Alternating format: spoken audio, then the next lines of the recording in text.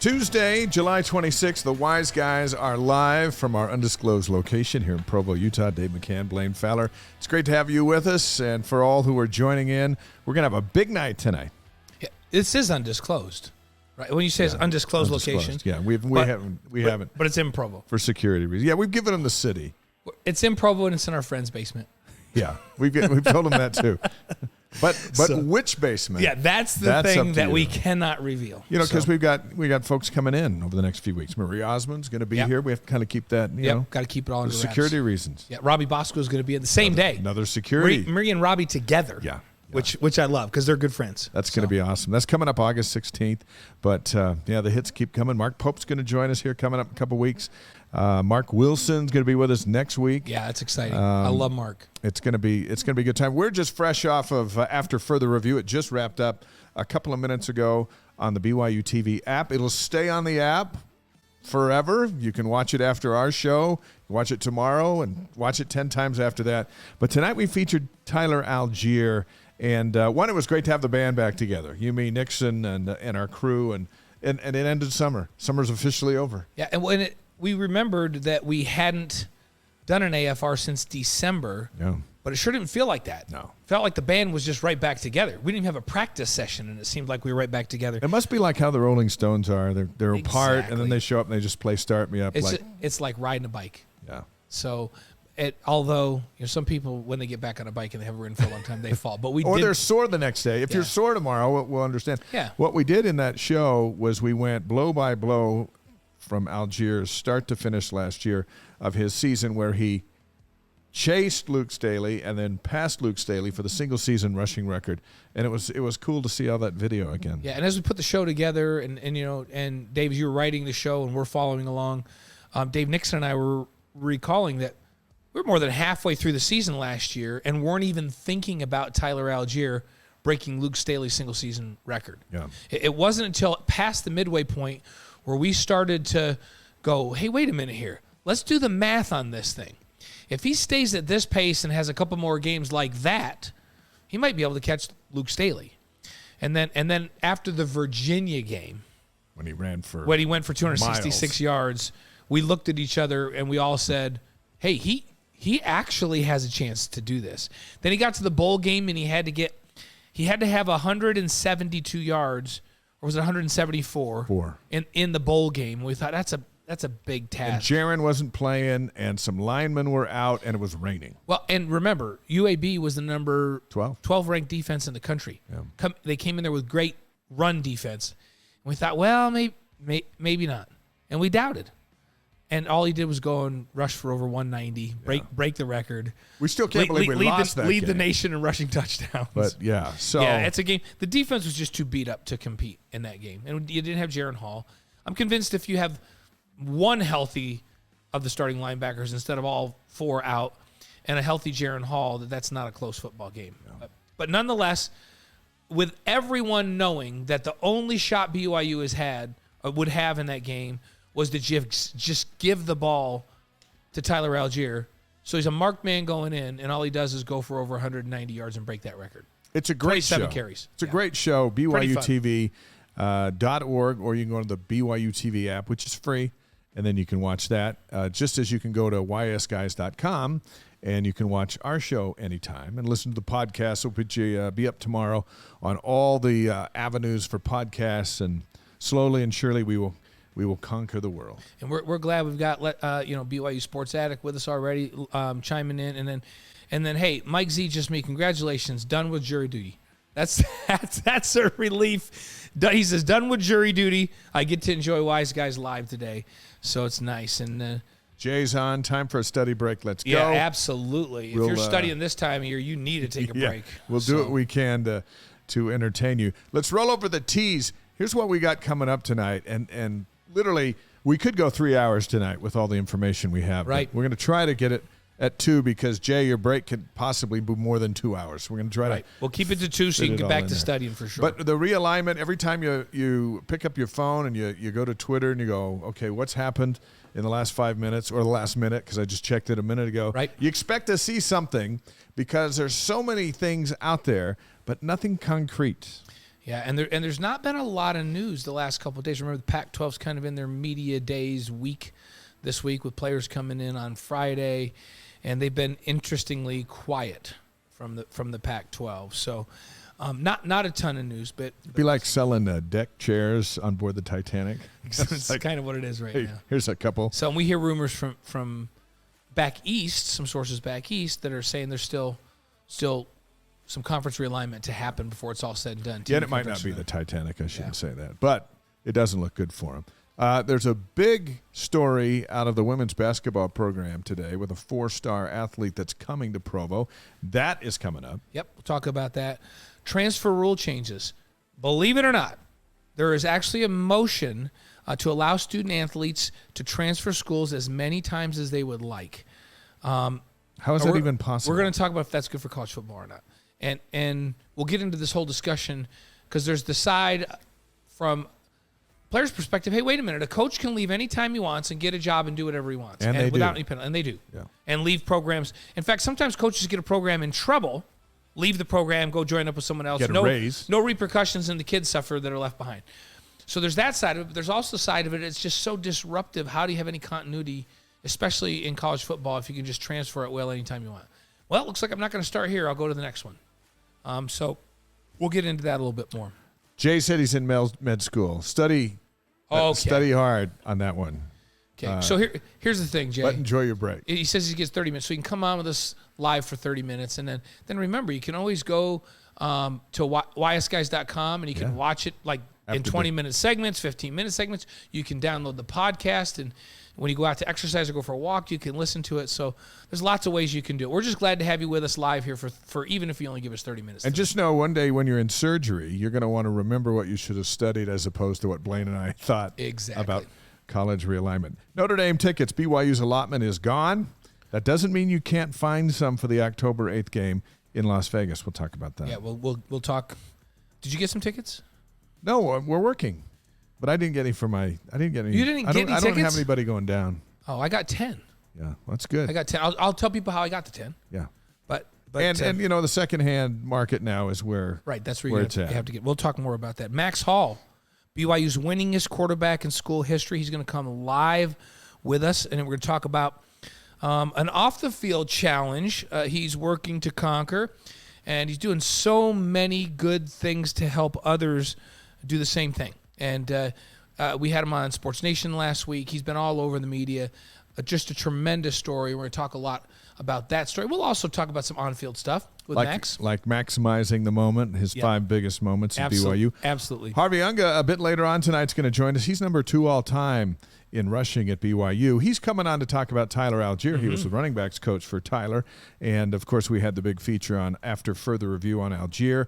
He got into Falcons camp last week, but now the rest of the teams joined him, so it's full go now as he wrestles for what I read today from one of the writers back there, that he's fighting for a starting spot at running back. There was an article that came out of Atlanta earlier this week saying that he very likely will get pressed into significant action, possibly as a starter, and the question was, could he be the biggest impact rookie running back in the league this season? So how about that? No pressure. That kind of buzz about Tyler Algier. I think he's up to the task. We'll see what Harvey thinks is the key for Algier now that camp is. I want to ask Harvey about one of my favorite plays of all time was the finishing off that Utah game when he after the 4th and 18 he runs the ball, he meets their safety at the goal line. We're not going to name names because we don't want to embarrass. We're going to people. show it though. But and then he kind of looks down. I just want to know what he was thinking and saying in his own head when he trucked that guy at the goal line. Yeah, we're going to find out. I want to know. We're going to find out.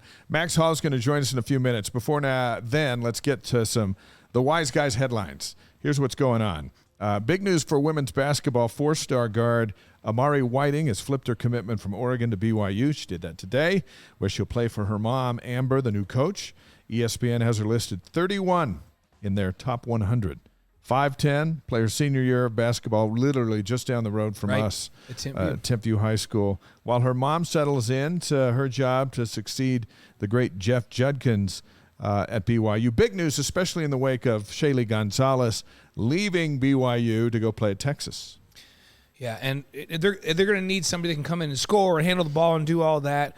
And so here she comes. Here comes Amari, who's at 5'10", can handle the ball and can shoot and can, a great high school player, and looks to be. Those skills are going to transfer to the college game in a big way. At Burley High School last year, averaged 26.9 points, 10.5 rebounds, led her team to a 25-1 record, the 4A Idaho State Championship. She's going to be coached by Haley Hall-Steed, a former Cougar at Timpview High School, for her senior season this year. That's big, and a lot of people thought, well, of course she's going to come play for her mom. That doesn't always happen. Yeah, sometimes kids don't want to play for their mom. They want to get out from under. That's a lot of pressure. Yeah. DJ, will you put up that graphic? This is what BYU released today as they broke the news. And there's mom and there's daughter ready to play for the Cougs. She can wear number 1, huh? Looks like it. I like that.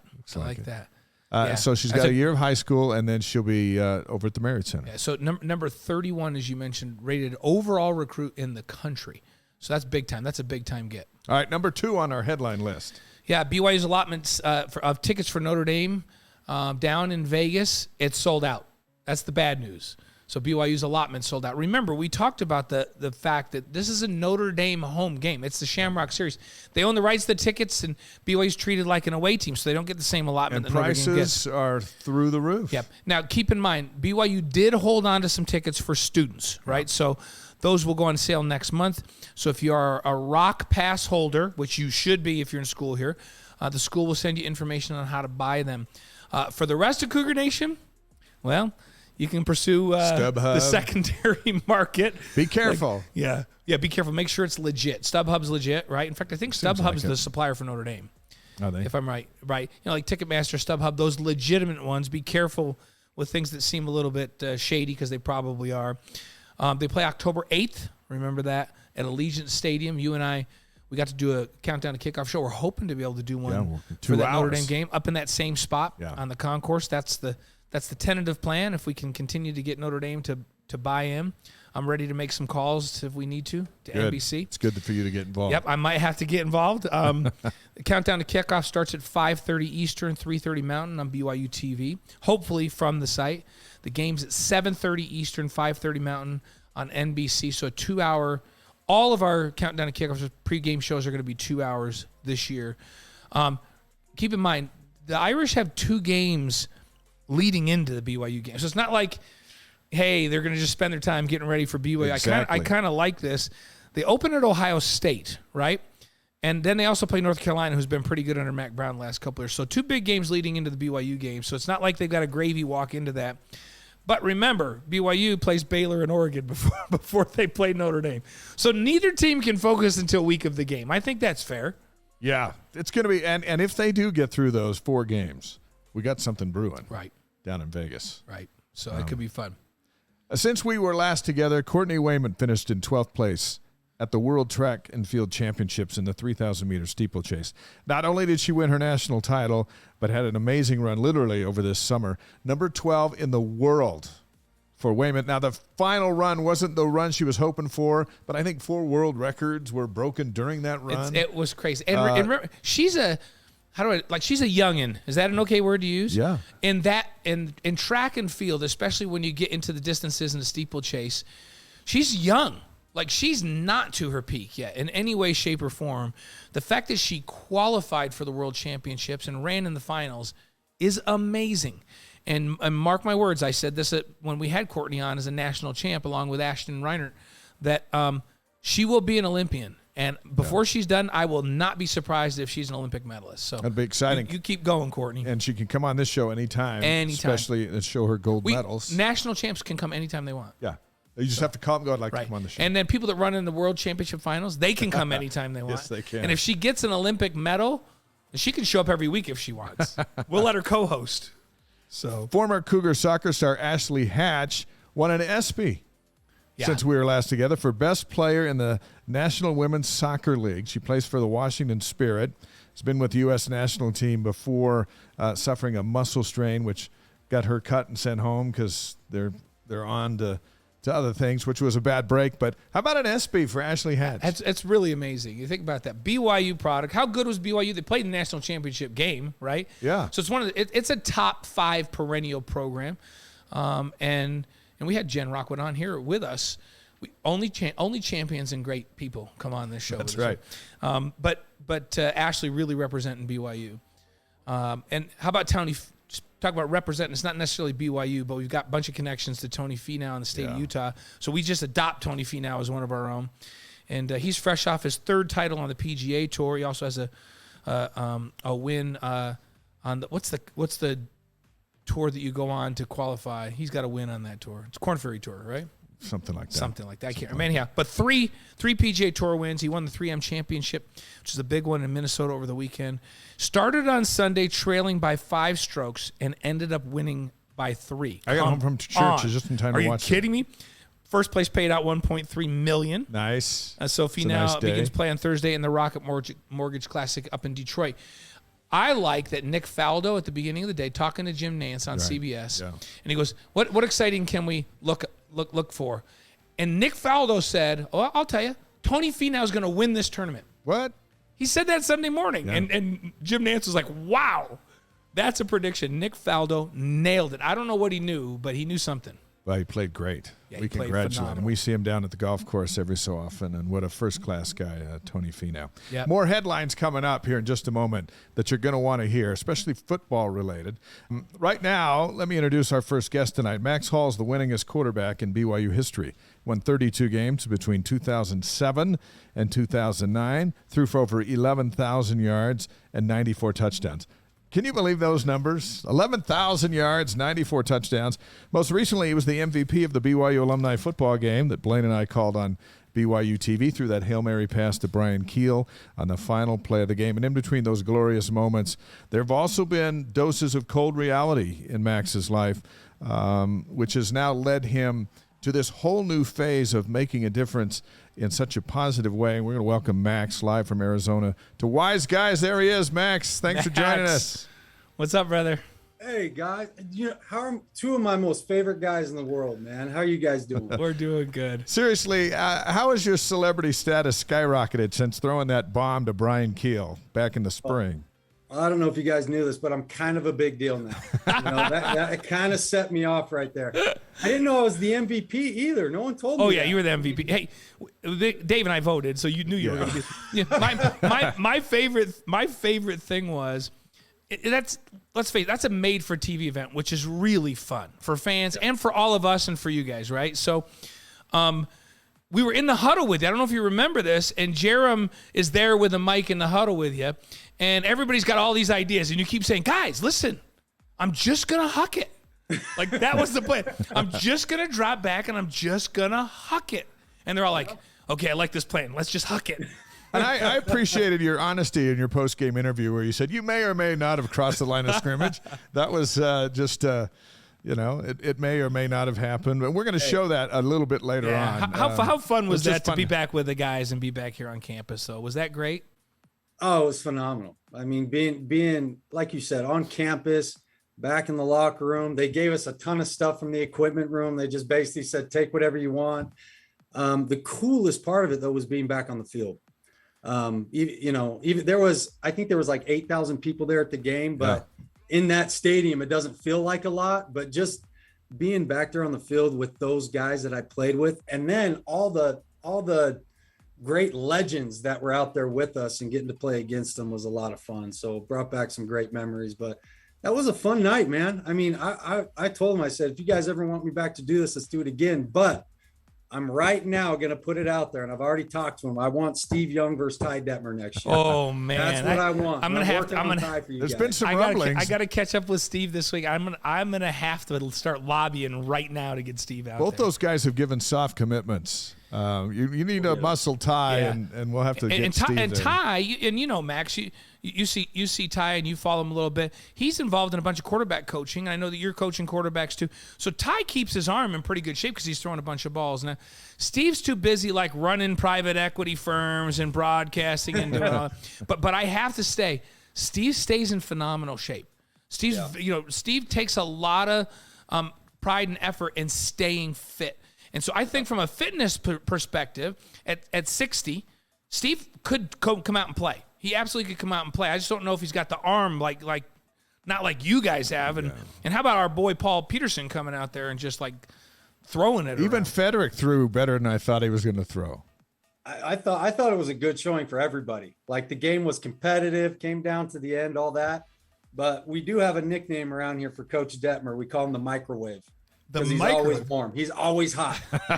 Always ready to go, man. We'll be out there throwing, and he'll be like, give me a ball. And he'll throw like an 18-yard comeback on the dot. And I'm just like, unbelievable. All right, Heisman. All right, I see you, buddy. You know? You know what's interesting is that it got publicity a little bit. And then, as you mentioned, 8,000 people.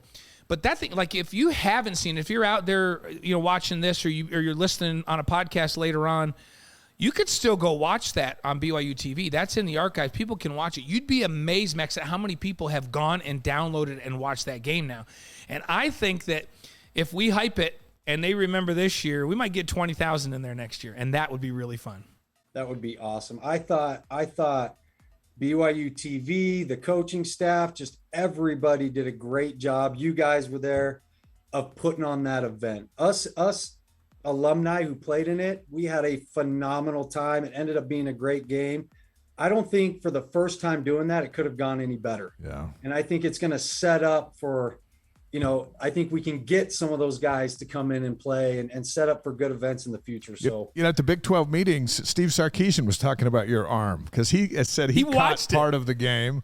And he goes, I can't chuck it like Max. He's and those not like guys. Max and those guys anymore. His arm's not. Well, let's be honest. There's not very many people out there who can throw it like me. So let's not, it's okay, Steve. But that'd be fun to get him back for one. Oh, he did say that when he's done coaching, if he's still fit, he'd consider it. He'd give it a thought, he said.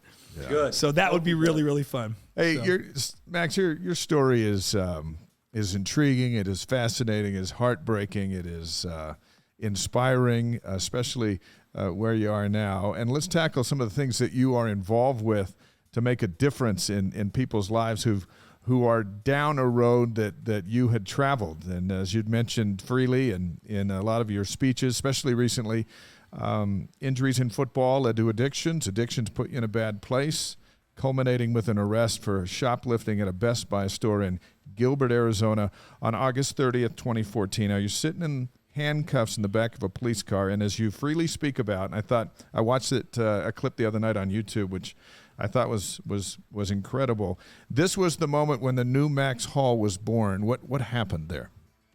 I didn't think it at the time. At the time, I thought Max Hall was done. I thought life was pretty much over at that point. But it was the start of my sobriety, and the biggest thing about that is I look back on it and I say it might have actually been a blessing that I was arrested, because my secret was out and I had two choices. That was either lay down and die or fight and go get some help. And I was lucky to have people on my team, from family members to coaches to teammates, just a group of people that reached out and helped me get to a rehab facility and have helped me since. Not everybody has that, you guys. And so what I'm trying to do is be there and create a place and a team for those who need it, who don't have it. I went to a great rehab facility. When I got out of there, though, they said, hey, here's a couple AA meetings by your house. Good luck. And that was it. And I was miserable for a while until I got another team around me and had people I could talk to. So that's what we're going to focus on. Whether you go to a rehab or not, we want to focus on the long-term care. We want to teach you how to get sober and stay sober for the rest of your life and coach you through the whole thing and create a community, right? A community of guys who are going through the same thing that can rely on each other and be open and talk with each other about what's going on in their lives. So that's what we're trying to do: connect, community, and also kind of raise awareness and let people know it's not taboo anymore.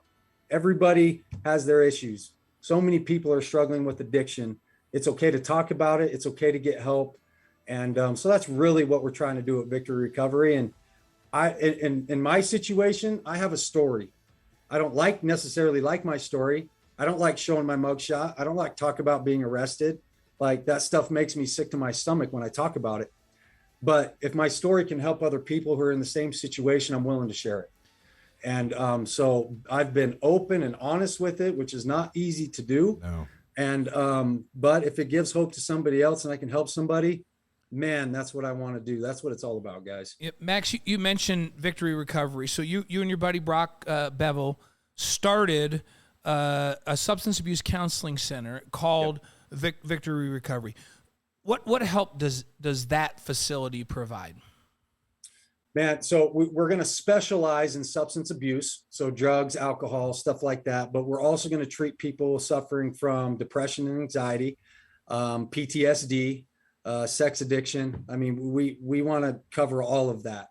And right now, Brock and I are kind of the main coaches, but we also have 2 certified therapists that can actually do the diagnosing and dive into that.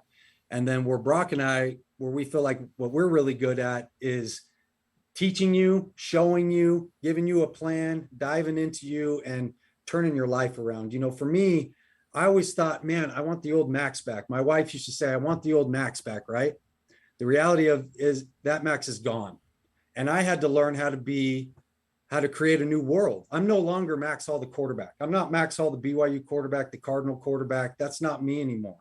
That's what I was. So I had to create a new world for myself. I'm now Max, the coach, the mentor, the father, the husband, now a business owner, you know what I mean? As a coach and helping other people. So it's been fun to create this new setting, and I'm really trying to use it to help others. So that's what we're going to specialize in, man. If you're struggling with a pill addiction or you're an alcoholic, and, you know, guys have good jobs and families and they just can't get over this stuff, we're here for you, and we can help you and show you the plan and show you the way and be part of our team. So that's really our main focus in what we're doing. Max Hall is with us on the Wise Guys on this Tuesday. You've said that connection is the cure. That's kind of been a running theme with a lot of the presentations. What does that mean? That means you can't get sober on your own. Like sobriety is not a stay inside myself introvert type of a thing. Being sober is opening up to other people and talking to other people. And we believe as we create a community and connection, your odds of staying sober go way up. It really does if you have that team around you. So, I mean, I want it to be like, if you're with us for life, man. You can come in, you can be with us, you can come to our groups, you can come to our meetings, one-on-one sessions. You've got somebody to call, to talk to if you need it. Whatever you need, we're going to be there for you. And we want you to be with us for as long as you want and get the care that you need. We will, and obviously we're not turning anybody away. We want to help as many people as we can. So when we talk about connection is the cure, it's having events, having meetings, getting people together, talking about it, and creating a comfortable and a healthy place where people can be open about their problems and situations in life. You had a great network around you, you mentioned, with coaches and friends and mentors and lots of folks that were helping. But I know there's another part that's been really important to you. How important is your wife, Mackenzie, and the 2 kids been with all of this? Whew, don't, you're going to make me get emotional here. Don't do that. But my wife she's a rock star, man. She put up with my addiction for 5 years and suffered through that. I was lucky that my kids were young and they didn't really see me go through it. I mean, I still was around. I was there. I was a good dad, but I was just addicted, man. And it hurt her more than anybody. You know, there's a quote. One of my favorite things about addiction is it says it takes the soul of the addict and it breaks the hearts of everybody who loves them. So addiction took my soul. Like, it made me a completely different person, and it broke the hearts of my wife, parents, friends, everybody. Like, I had to repair those relationships. But this is what Kenzie did. She worked on herself. And what happened is we had to each work on ourselves before we could come back together. And she learned a lot about addiction, codependency, depression, like all this stuff that she learned. And as we worked on each other, we became closer together. But to have a wife that stuck with me for 5 years of doing that, and then I'm in rehab and I'm thinking I thought she was going to leave me, guys. Yeah. I was like, she's out. Like, there's no way she's staying. And I remember I finally called her when I was in the rehab facility, and she goes, babe, I love you. I'm here to fight, and I'm with you. I'm glad you're in a safe place. Let's do this. And that was a big motivation in my recovery, having her there with me. I also understood that I couldn't just do it for her. I couldn't just do it for my kids. I had to get sober because that's what I wanted to do. That's who I wanted to be. And when I figured that out, things just started taking off. My relationships got better. I got a job here coaching at ALA.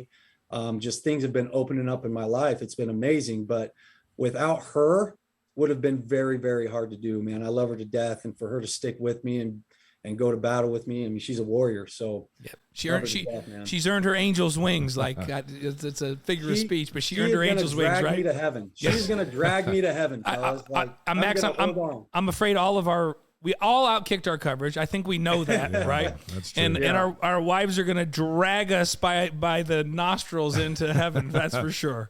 So, and Mackenzie's no exception to that. She's phenomenal. Speaking of connections, there's a connection now. You're back in football. You're the offensive coordinator. The head coach is Ty Detmer. How important has Ty been in your life as you've charged back into your life? Man, so I remember a few years ago, kind of when everything came out, I knew Ty was in town, and I went to lunch with him, and I kind of opened up to him. And so I look at Ty as not just a colleague, but a close friend and a mentor.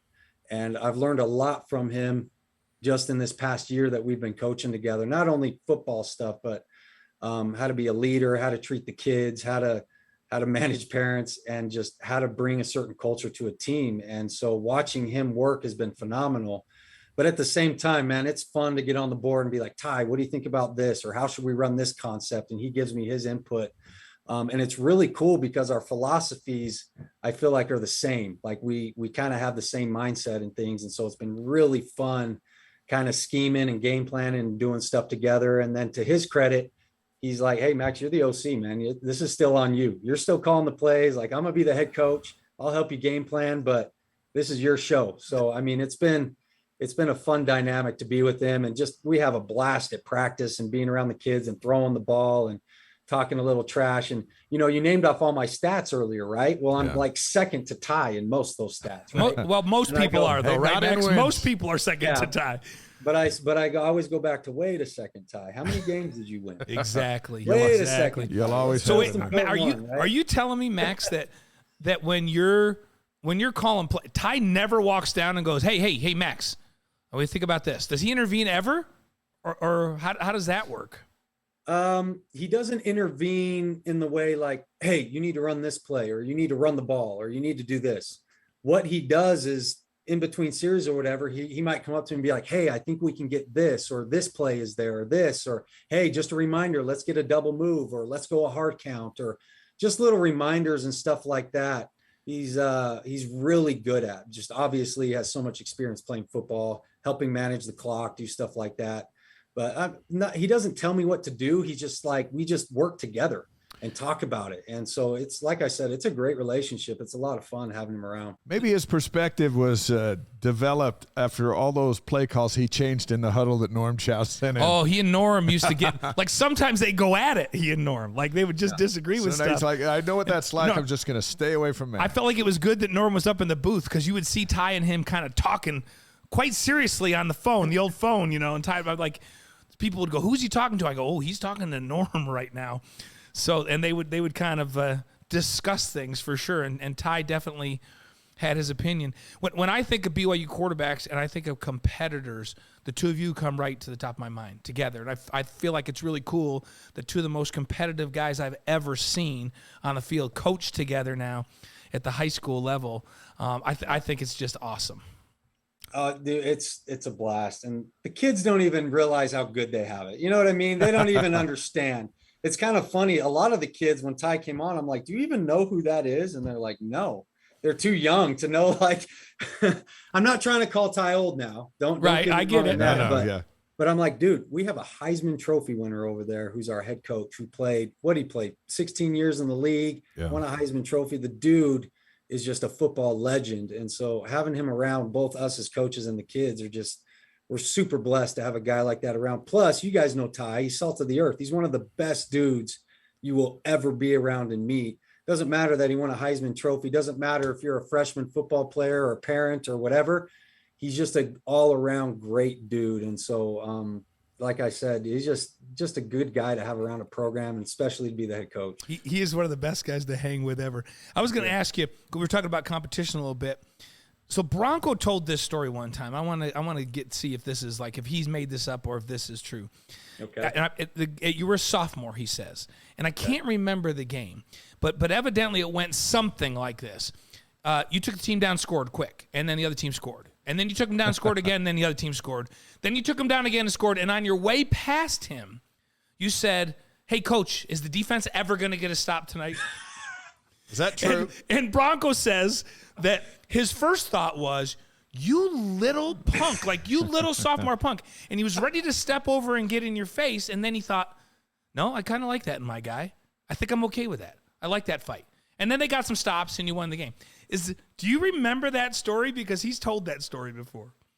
Listen, that's one of 100 stories we probably have together. I don't remember that specific moment or game, but I'm dang sure that I probably said that to him. I mean, we had a great relationship, and even in practice and all that. And I remember when my first year there, when I'm running the scout team, man, it was competitive and it was physical, and there were fights. And I think he always appreciated and liked the drive and competitiveness that I had. And I think he was built the same way. So we could banter and we could do things like that. And at the end of the day, we put our arms around each other and know that we're teammates or coaches or whatever. So that story's probably true, Blaine. Even though I don't remember the exact moment, it sounds definitely like something I can't. He told us a number of years ago, and I was telling Dave about it, and I was just like, I wish I could remember the team. I just remember talking to Bronco about that, and about him saying at first he was questioning it, and then when he thought about it more deeply, he was like, no, that's exactly how I want my quarterback to be. That's the guy I want running my team. And you were just a sophomore at the time, so. A story like that has to be true. If the offense wasn't scoring, I'd probably be coming off the field after a punt being like, "Coach, don't worry, we're going to score next series." You know what I mean? Yeah, exactly. That's how you got it. Hey, coach, is the defense going to get a stop today or what? Or do I got to score 100? You know what I mean? It's just stuff like that all the time. It's just kind of how we were, and just had a blast playing the game, man. Our live streamers have some questions. BYU boy says, Max, who's the greatest wide receiver in BYU history, and why is it Austin Colley? So they're asking a question and answering it. It's Austin Colley because he was my dude, man. Yeah. He was my guy. And he's one of those receivers where it's like, hey, it's 3rd and 5. We got to get the ball to Austin. He's going to make a play. But here's what's great about it. I still had Dennis. I still had Andrew George. I still had Harvey. We had so many weapons. So they couldn't focus on Austin. And if you leave Austin one-on-one, he's going to win. He's going to win 9 out of 10 times. That's just the fact of the matter, right? So I was lucky I got to play with him. I think that BYU Throwbacks put a clip up of him making a play versus Utah State, coming back to the ball. But yeah, he was detailed. He was tough. If the ball was in the air, it was his. And those are the type of guys you want to throw the ball to, man. Those guys make you look good. So I was blessed to play with the guys I had. But yes, to answer your question, AC, my man, he's the number one dude. I submit, Max, that if Austin stays healthy and doesn't have the concussion issues, that he probably plays in a couple of Pro Bowls before it's all said and done. When he was at Indianapolis, he was on that type of a pace. Am I wrong, or did he have that skill level? No, I think you're right. I think he was built. I think he had a great situation with Peyton and the Colts, and he was built for that. And, it's like a lot of us. We have injuries, and our career just doesn't go where we think it's going to go. But potentially, absolutely, I could have seen him as a Pro Bowl guy if he'd have stayed healthy. All right, let's play a game, Max. We call it Moments to the Max. Okay. So you've got over 11,000 yards passing and 94 touchdowns. We've come up with 6 plays that we think were your best, and then we want you to rank them 1 through 6. Okay. Okay, so we'll present it not necessarily in that order, and you can say that's my number 1. Are we going to give him? Are we going to give him all?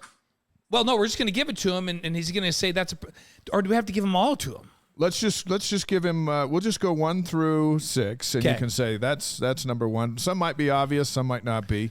Summer moments. This is the beauty of a live stream, Max. When you come on Sports Nation and stuff with us, it's all you can't do that. You got to be done in 22 seconds. When we do the live stream and we just do whatever we want, we can even figure it out on the fly, which is great. Why I love it. It's just us 3 just hanging out. Nobody even knows. And Moments to the Max sounds like a cool segment, no matter what direction it goes. Exactly right. So. All right, number 1. Blaine, go ahead. Okay, so 2007, BYU 17, Utah 10. You hit Austin Colley on that 4th and 18 on a game-winning drive. So where's that rank among where your do you top think? 6? Where do you think that's going to rank before it's all said and done? I think that's going to be 3 or 4. Wow. 3. Wow, Yeah. I did not see that coming. No, I didn't see that. That was right. I thought that was shooting right to number 1. That was right out of there, man. Okay. Let me tell you what, though, real quick about that play before we move on, since we got time. We got as much time as you want. I remember those 4 downs vividly, right? It was incompletion, I think, and I can't remember if it was second or third down where it was the sack fumble, right? Which took us to 4th and 18. I remember looking to the sideline, and bless Coach Ncaa's heart, but he just had his arms folded. And I'm like, what play are we going to run? And he just gave me a fist, which in our system, that meant a go route. That's all he gave me. So I'm like, whatever, I got it. So we called 3-by-1. I called 4 verts, gave Austin a stutter and go on the outside. How it worked out, though, is right as I stepped up in the pocket to avoid the defensive end, Austin kind of sat down on his stutter, and the corner's eyes went off Austin and to me because I was getting out of the pocket. Dirty eyes. He just forgot Austin. Now, I had I had a separated shoulder in that game. I'd separated it the week before versus Wyoming. Grade 3 AC separation. So I could barely throw the ball. No one knew this. I could barely throw the ball 40 yards. So it was everything I had to throw that ball. That's why I underthrew it. Like he had to kind of wait on it. It was everything I had. But now, Max, before you finish this story, when you saw Max wide open, what in the world did you think about? Austin wide open. When did you see Austin wide open? What flashed through your mind? I hope I can get it there. Yeah. To be honest with you. Okay. So now keep going. He's wide open. I'm hoping I can get it there. And but when he caught that, I will say this about that moment. That is the loudest I had ever heard LaVell Edwards Stadium. It was like the whole stadium felt like it was pulsing to me.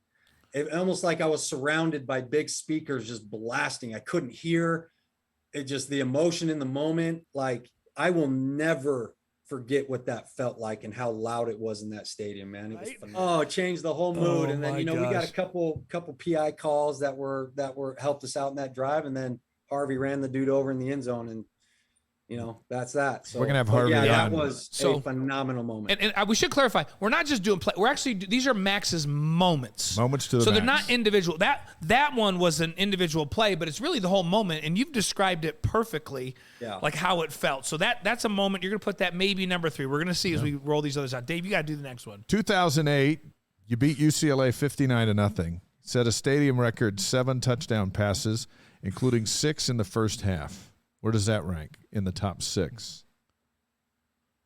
UCLA. Next. I know what my top 2 are, so it's got to be 4. Okay. Did you remember that one? Did you remember that one? Dude, how do you not forget a day like that? Yeah. We were all just in the zone in that game. The defense, it was just like, we get the ball, score, they get the ball, turnover, we get the ball, score. It was just like back and forth the whole time, and we just had a day. And, I joked all the time when I was playing, I'd always yell and be like, I'm on point today. Y'all can't stop me, stuff like that. We were on point that day. And everything went right for us. It was one of the most fun football games I have ever played in, especially with all the trash talk leading up to the game. Yeah. We barely beat them in the bowl game the year before by that blocked field goal, right? Yep. Mm-hmm. And so they came in thinking they were going to show us up, and for us to just dominate the game like that. I mean, fun day of football right there. That's one I'll never forget. But I remember working that game and thinking, what in the world is going on right now? Like this is a massacre. This was so unexpected. And I was mad that I didn't get to play in the second half because I wanted that. I didn't know it at the time, but if I could have thrown one more touchdown, I'd have broken. Instead of tying the record, I'd have broken it. Yeah. Instead, they let Brendan Gaskins throw it. But to be honest with you, I'd rather Brendan throw it and get him one than me break the record. He deserved it. Was that John Walsh's record? I think it was Walsh that had that record. Right? Walsh and McMahon. Yeah. Yep. Jimmy Mack, my old teammate. Max Hall, the great BYU quarterback's on with us on the Wise Guys tonight. And this next one, we're going up a notch. So wait, I gotta write these. So that Utah is 3 and UCLA is 4 for now. For now. It could fluctuate. Okay. So the next one, 2009, and this I know this is gonna be in your top 2. So BYU 14, Number 3, Oklahoma 13. The moment I remember is that late drive and the touchdown pass to McKay Jacobson. But that whole moment, I was there on the field with you guys for that one. What's your thought? Where's that one going to be? I just vividly remember them all crashing down on Dennis and just seeing McKay pop wide open over the top. But that play was special, but you got to realize how special the drive was. We had battled that whole game. It was close. But we went into 2-minute mode, and I got to call the plays in 2-minute mode. Oh, good. So we just kind of got in a rhythm. You know what I mean? And we completed a couple balls. We had that one to Dennis. Then it came down to that 4th down call, and Coach and I right away knew what play we were going to do. We called it Niner, little sprint out play, got the ball to Dennis again. He got us down to the 10, and then we were able to score. So the moment of the drive to go beat number 3 Oklahoma on ESPN in the Dallas Cowboys Stadium, first game ever played in the stadium, that's what that moment was all about. And then to see our little sliver of BYU fans going nuts and the sea of Oklahoma fans just silent was pretty cool. The other thing, it's a good dang thing that we won that game, because I went in at halftime screaming at the cameras that we were going to win. So. You know what? One of our followers that sticks with us and makes comments. BYU, it's called BYU Boys 716. That's his handle. He says, Max Hall going into halftime in that game saying we're going to win is my favorite thing about that game. He commented on that before you said it. So people remember. It was genuine. I just felt like we had momentum. We were right there with them. The defense was playing phenomenal. We were getting goal line stops and turnovers, and definitely a team effort. But for me personally, the drive and then the pass at the end, and then the defense held them. They tried to kick a field goal, came up way short. And I just remember all that hard work in the offseason, all that game film study. I mean, I'm talking back in February. I'm sitting in bed at night watching Oklahoma film, like just preparing for that game. And for us to win it, it was just emotional. You know what I mean? It was just like not a sigh of relief, just of joy of all that hard work paying off. So that moment, that's why it's in my top 2. All right. Moments to the max, 3 down, 3 to go. This next one I have a feeling is going to go right to the top. Yeah, I think so too. So right now we've got Utah 2007 is 3. Mm-hmm. BYU massacring UCLA in 08 is 4. We've got the Oklahoma last drive and the win down in Jerry Jonesville as number 2. So here's another one. And you know what? I'm going to hop over this one to the next one, then we'll come back. Oh, we're going to come back to that one? Okay. 2009, it was the windiest night ever at the Las Vegas Bowl. I had It's all always my kids windy there. at that game. Oregon State comes in ranked number 18, and you run right over them 44-20. I think you played great in that game. Where does this one sit? I hated that game. It was freezing cold in that game, man. I remember the wind blowing. It was like 40 degrees outside with 40 miles, not 40 degrees. I think it was probably like 50 degrees, but with the wind, it was freezing. All I could remember is getting off the field and wanting to go sit by the heater. But we pulled through. We played great. And I have a great story in that game of when we were going down on one of the drives. I tried to step up in the pocket and make a throw, and I got blasted. And I still got back issues because of that hit. But I remember taking that hit. I had partially torn my MCL on that play. I had a kind of a cracked rib, and there was blood coming out of my mouth. Oh no. So I'm like, when I stand up, I'm coughing. I got blood coming out of my mouth. I'm all jacked up. And I kind of get up, and I always prided myself on getting up fast, right? And I look to the sideline, and Coach Doman's like this, and he's like, "Hey, are you okay?" And I'm like, "Shut up and give me the next play. Like, let's go," right? Like, I didn't want to hear that. And the next play we called 95, which is, F option with the tight end over. Mm-hmm. And Dennis, it was cover 2. Dennis went right down the middle, wide open. We completed it for a touchdown, and talked a little trash to Doman off the field. Like, don't you ever doubt me or think that I'm hurt. You know what I mean? Like, just how we were. But that was a great game, but it's going to be up there either 5 or 6. Okay. I don't know what the other 2 are yet. Well, one of them is. Yeah. Well, I'm going to skip to another one, because we're going to come back to the one that we think is your one. So I'm going to skip. This is one more. Then we're going to come back to the one that we think is your one. Maybe you'll surprise us, and it won't be. This could surprise us. But 2021 BYU Navy team against the BYU Royal team, a Hail Mary 55-yard touchdown pass to none other than Brian Keel. Think about it. Yeah, this is big. It's big. And you know what? As I'm thinking about it, I do know that it would be number one on Brian Keel's list. Yes, it would. For sure. He's never caught a touchdown other than that. No. And he just enjoyed that moment after the game, didn't he? Oh, he did. He even took my ball home. I brought my own ball to the dang took thing, it. and he kept it as a trophy. Nice. Oh, So I my said, gosh. Brian, you can keep it as long as I sign it and you put it in your trophy case. You know what I mean? Like, yeah. It's hard for him. The best athlete in their whole family is his wife, Jess, and that's, he just can't deal with it. So when he finally caught a pass and did something skilled, he didn't know what to make of it. he didn't know what to do. The moment was big for him. Yeah, So we let him enjoy it. So guys, as much as I loved that moment and being back, it doesn't compare to real games. So it's going to be number a 6. We threw that one in there for fun. Yeah. We threw that one But in I there for fun. appreciate you throwing that one in there because that was a lot of fun. So we come back to the one that Dave and I think is number one.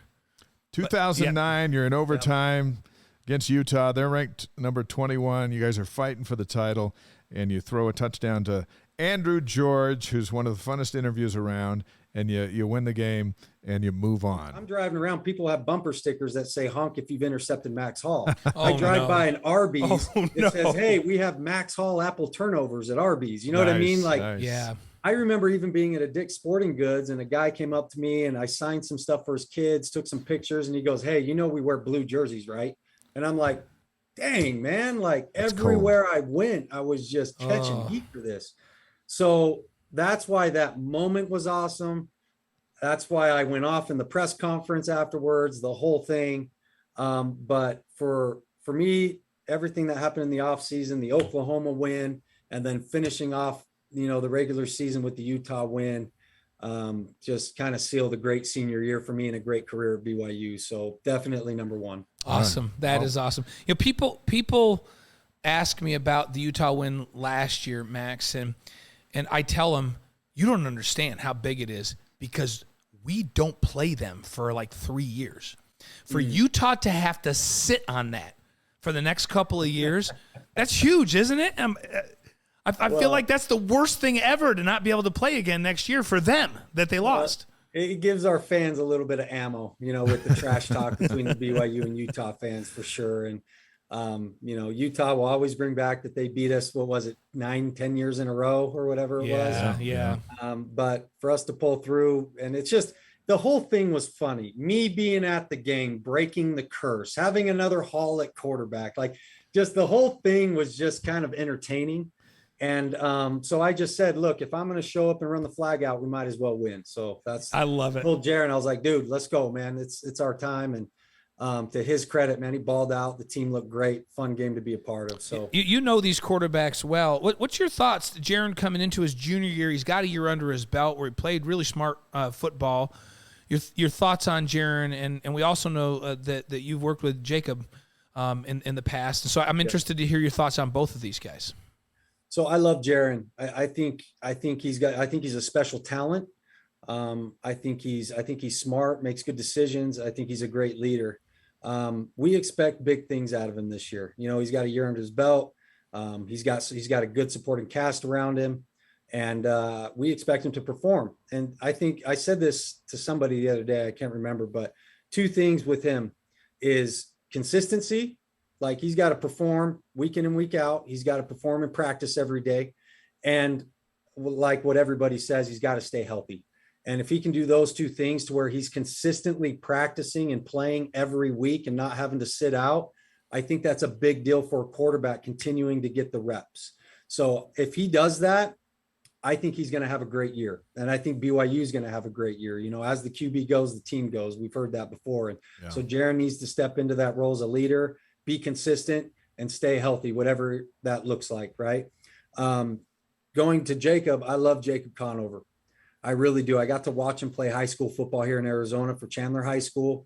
I've always been a fan of the kid. And then after his mission, he called me up and wanted to throw and do some training together whenever he's back in town in Arizona. This is what I like about him. Yes, he can throw the ball. You know what I mean? He looks pretty throwing the ball. He's got a rocket arm, all that stuff. But he has some of the intangibles, man.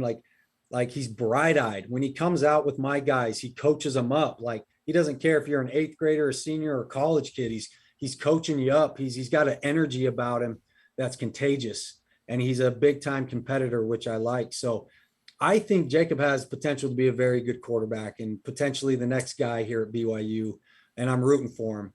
But in the meantime, I think Jaron Hall is the dude, and he's the leader, and I'm excited to see how he steps into that role and what he does this year. But I love watching him play, guys. Like, I love watching Jaron play. He's fun to watch. We're going to see him play here at camp in a week, and then South Florida on September 3rd, and a great schedule for what might be his last season before he goes to the pros and BYU goes to the Big 12. 5 questions for Max. Here we go. You ready? Favorite movie? Oh, favorite movie? Yeah, we ask everybody these 5 questions because Scott Warner, the CEO of Gig, came on and he told us we should. He told us he goes, to get to know people, like, and he's a big social media guru. He's like, you need to ask everybody these 5 questions. So we've incorporated it into our show now. We're doing it every week. Favorite movie? Oh, shoot. This is going to sound weird. Braveheart. No, hey, Gavin, you know my son Gavin. I know Gavin. Gavin would agree with you on that one. Braveheart. Why is that weird? What's weird about Braveheart? It's not weird. It's like just old, but I used to watch it like the night before games and stuff. I don't know why. Okay. We get William Wallace just fired me up. We get a lot of Remember the Titans, but Braveheart is right up there. Right. Favorite cereal? Favorite cereal? Peanut butter Captain Crunch. Yes. Interesting. No, that's really good. That's a good one. We had a cereal taste off a couple of weeks ago on the show. and we forgot about peanut butter Captain Crunch. I like that. The elephant was the mascot for that. Really? Yeah. I just like my Captain Crunch straight. So no crunch berries. You like it straight up? No, it's just like he said to us, my favorite's Captain Crunch. And Scott and I go, without the crunch berries? Like, what are you talking about? I didn't stutter. What's wrong with you, right? So. All right, favorite band? Favorite band? Who's your favorite band? I got my QB sitting in here with me now, so I'm asking him. Yeah, that's good. It'll be a generation. He's gonna tell you. What do you mean? You listen to music? Can I say one of my favorite guys to listen to is Eminem? I love Eminem. Eminem, that dude's unbelievably talented. Unbelievably talented. That qualifies. Favorite NFL quarterback? Currently or ever? Ever. Brett Favre. Nice. And what about now? Currently in the league? The guy, I mean, Tom Brady's Tom Brady. I always want to watch him, but I'm always trying to watch Josh Allen. I love watching that dude play. Josh Allen. Okay. He's special. All right, last one. 5 questions for Max. Your favorite BYU quarterback not named Max Hall? Oh, this is hard. He asked me this, and I won't answer because I alienate people that I love. Now, Ty might watch some of this later. Just know that. But, yeah, we're ready. I have 2. Can I say 2? Yeah, we're going to let you do 2. Yeah. Number 1, Ty Detmer. Sweet. That's a business move right there. Brendan Gaskins. Oh, yes. That is my boy. Brendan Gaskins. He was with me my whole career, man. I love Brendan. He's awesome. Brendan Gaskins and Ty Detmer. All right, Harvey, I can't say other than Ty. He'll get all butthurt. So I know that's exactly. We knew Ty was going to have Plus to be you got in to deal with him at practice. We're not sure you're convicted with that or believe that, but we know that you had to say that. McMahon might have something to say, but we get it. Yeah, I love Jimmy too. I mean, that's a hard decision. So all of them were great. Hey, last question for you. Harvey's going to join us a bit later. How important was he at running back to what you got done? Poof. Man, Harvey, I loved him and hated him at the same time. I mean, because he was just so loosey-goosey, right? And then when it was time for the game, he just like flipped this switch. But even in the game, I'd call a play and it'd be a play that we ran 1,000 times. And he would come up to me and be like, Max, what do I do? What do I do on this play? Just like to mess with me in the middle of games and stuff, right? Like he just kind of kept it that way. But one of my favorite things about playing at BYU was handing him the ball and watching him run. I mean, the guy was just fun to watch. And I'll tell you a story about him. The one time that he wasn't loosey-goosey was I remember we're on the bus driving to the game at Wyoming. And Wyoming had a linebacker at the time. I can't remember his name, but he was like leading the league in tackles and he was a big-time name. Well, apparently that linebacker said something before the game. Oh, no. And so Harvey is on the bus mad. And I've never seen him like that on the bus. He's mad. And I'm like, dude, are you okay? He's like, I'm fine. Like, I'm good. And I finally was like, talk to him enough. I'm like, what is going on? And he's just like, I'm going to kill that linebacker today. And I was like, oh, okay. So what happened is every time we ran the ball, it didn't matter which way the run was going to go. He took off towards that linebacker and he just kept hitting him and hitting him. And then we would hit him and then we would get all over him. Like everybody, the other running backs, the line would just be like talking trash to this dude. I am not joking you. In the second quarter, he had tears coming down his eyes. I could see it as I'm at the line of scrimmage. This linebacker had tears. He was so upset and he was getting so beat up. He could not tackle Harvey. And Harvey would just kept pounding it. And that's just the type of dude he was, man. Like he would just relentless. Don't cross him. You know what I mean? Like don't poke the bear, right? Yeah. So that's one of many fun stories I have about Harvey. But that's awesome. See, Max, the difference between Max and me is like Harvey was joking when he said, "What do I do?" I played with a couple of guys that, Mike Holmgren would send the play in, or I'd run over and he would say, "Hey, listen, I need to go. Hey, and don't forget such and such is in the game." So you got to tell him what direction to go. And so I come up to the line, Max. I'd see a front. They'd be an over. I'm like, oh, I'm supposed to check to strong here. So I'd check the strong. And I'd think, oh crap, such and such is in the game. I would turn around. And I go, hey, dude, you're not getting the ball now. Now you're lead blocking. You got to go to the right. And I'd go get back on the center. I go, oh yeah, and don't forget it's on one, like at the line of scrimmage. So, and they weren't joking. So Max Hall's Counseling Center, Victory Recovery. Search for it if you need some help. And Max, tell that quarterback sitting across from you, one, we're sorry we took you too long tonight, and two, someday if he's really, really good, he can be on a show called The Wise Guys. Here, everybody say hi to Drew Cowart. Here's my guy. Hey, Drew. Hey, Drew. We were watching film before the podcast started, so I said, "Why don't you hang out in here?" So this is my dude right here. Drew, That's awesome. what's the over/under for American Leadership Academy and wins this season? We're winning them all 10-0. 10-0. Championship. Now you're sounding like your coach, because that's what that's how he approached every season. Drew, let me ask you this. Both of your coaches. And we don't think this is any kind of violation, but do you realize that you're sitting next to Max Hall and Ty Detmer is the other offensive fluence in your life? Do you realize how lucky you are? Yeah. Don't let him fool you. He's not all that. Listen, Drew, he is all that. Two of the best college quarterbacks in the history of the game. You're pretty fortunate, brother. Yeah. So he's a good one, guys. He's doing a great job. So it's fun having Ty, because when I get really mad at him, I can just be like, Ty, you talk. I can see that.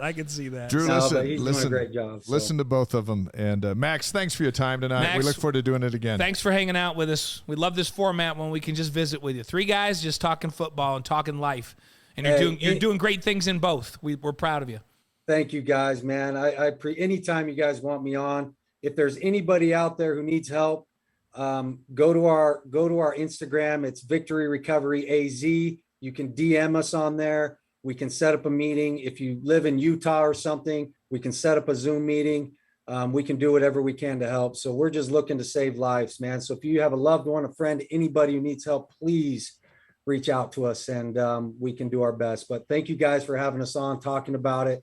I always love talking ball too. So anytime, you guys, I'm here. Absolutely. Right. Thanks, Max. Thanks, Max. Max Hall, one of the greats at BYU, 11,000 yards.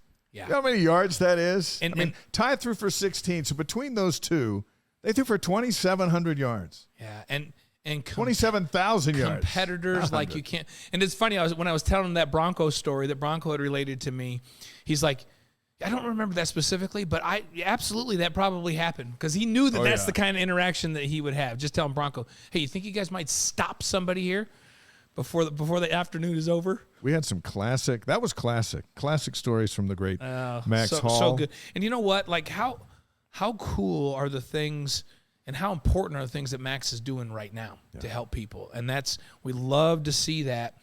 And I'll be honest, I was in Las Vegas working when the story broke of his troubles. I believe I was in Vegas still at that time, and was stunned.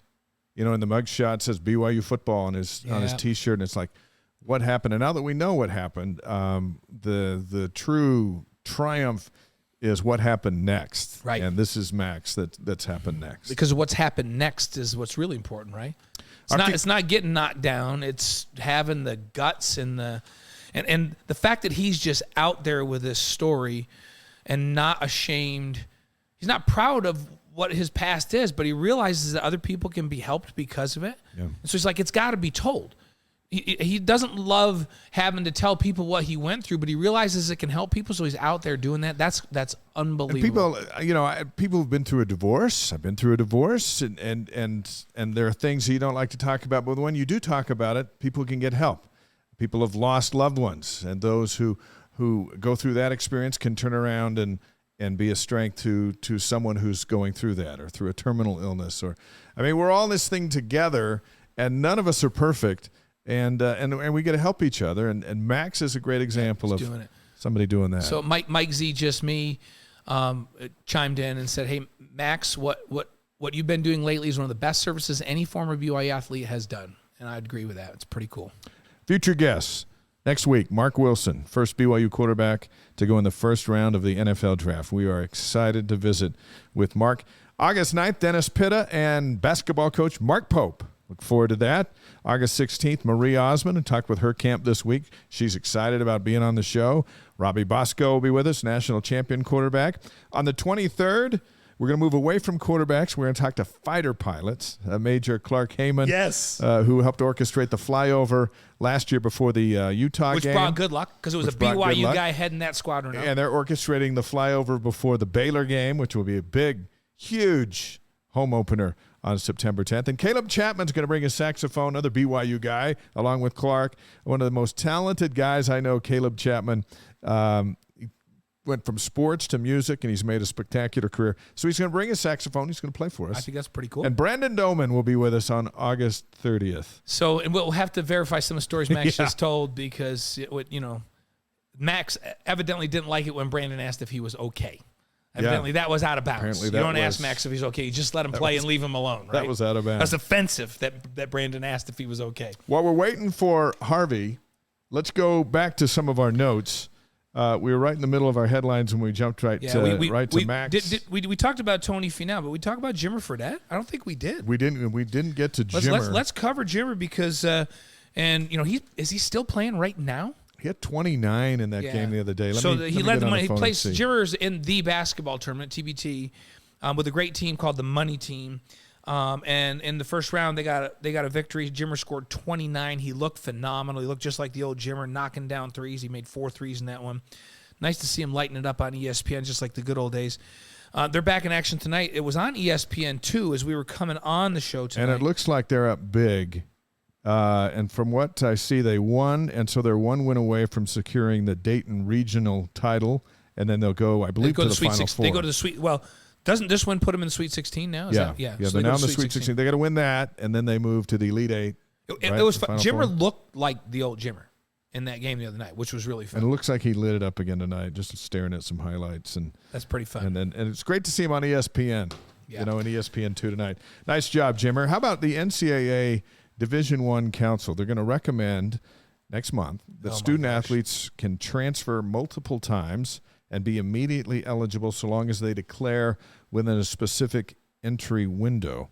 So that's going to go to the board of directors next month for adoption, and I think it's going to pass. I think it is too. What's up with that? It's good and it's bad. Like as we talked at the very beginning, I feel for these players when a coach leaves and leaves them high and dry, and they don't have the option to transfer. Now, that changed a couple years ago with the one-time transfer rule. Yep. But what if you went to some place as a freshman, you didn't fit in, and you transferred, and then things are going okay, then your coach leaves and leaves you high and dry?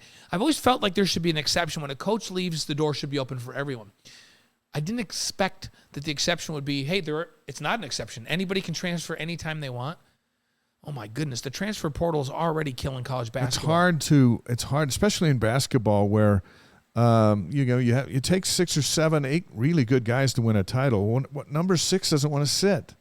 Yeah. And we can just leave. And for a coach, you're like, how does Mark Pope put together a competitive roster with depth? Yeah, it's so hard to develop depth when your 6th guy always thinks he should be your 2 guy. Yeah. Right, your 7th guy wonders why he's not getting more minutes, and so that's a tough one. I think it's going to have a major impact. Transfer portal's already hurting college basketball. Yeah. It seems like to me more than football, but he can transfer anytime. I think it's going to hurt both major sports. And I'm agree with you. I think that's probably going to pass. More headlines and football news coming up. You're not going to want to miss. We'll come back to that. Harvey Ncaa is number 2 all-time in rushing at BYU, and number 2 with 45 total touchdowns. Went great with his number. He ran the ball between 2006 and 2009. Ran for over 1,000 yards each season. He's preparing for his 3rd season as the running backs coach for Kalani Sitake, and we welcome Harvey to the Wise Guys. Harvey, welcome. What's up, guys? What's up, Harv? Hey, we just talked to Max Hall for about 45 minutes. Man, does he love you. Holy cow, he loves you. Well, I'm glad to hear that. I was going to say I'm a little afraid of some of the stories he might have told you guys. Well, we'll let you know. On one, he said that you would keep it light, which helped the team play looser. He says sometimes in the huddle, you'd be coming out and you'd go, I don't know what I do on that, Max. What do I do? And he would look at you like, you got to be kidding me. And then you would just laugh and you'd be like, I know what I'm doing. I'm just kidding. It would just keep it light. And he said that was a big, being loose and playing loose and having fun was a big part of the success of that team. Can you verify that story? Is that true? I cannot deny nor confirm. I actually would. This game's so fun. You guys like it. The game of football is like, if you're not having fun, there's something wrong. You shouldn't be playing this game. So for me, that was why I played this game, because I loved it. I had fun and maybe a little too much fun at times. But yeah, that was something that, whether it was just messing around with Max or half of the time he hated it, but if I saw he was getting tensed up or anything, I would just joke around with him and start like blowing in his helmet. And he'd look at me like, what are you doing? I was like, oh, I was just making sure you're okay. He'd be like, stop, don't do that. I'm like, all right, my bad. See, we know that Harvey is the reason that Max didn't just lose it all of those years. And he kept him calm. He also did relate a story, Harvey, that he said one time you were really uptight and you wondered what was going on, and you were really upset for some pregame comments that a Wyoming linebacker made, and that you guys basically beat the crap out of that linebacker during the course of the game because you were mad at him. I wasn't mad at him. Well, never mind. I was pretty mad. I'm not a big fan of guys that would talk trash before the game's played and that kind of stuff. To me, same way I talk to my running backs, I'm like, look, just let your playing talk for itself. And the guy had said some things that kind of annoyed me, and I sadly I took it personal. I don't know. Have you guys ever watched the Michael Jordan documentary? Yeah. The Last Dance. Oh yeah. So it was funny. Like, for me, that was like how I guess would motivate myself to play the game. Whether a guy would say something or not, I would kind of trick myself into like, well, this guy was talking about me personally. And I would use that. I'm like, all right, well, this guy said this. And even though the guy wasn't directing it towards me, in my head, I'm like telling myself, oh, he meant this about me, so I'm going to teach him a lesson. And for me, it helped me out. But now looking back, I'm like, it's kind of a weird way to think. Hey, if Michael Jordan used to do that, which he did, he would fabricate things in his own mind to get himself fired up, right? If you did that, if MJ did it, maybe it's okay. Maybe more of us should be doing this, right, Harv?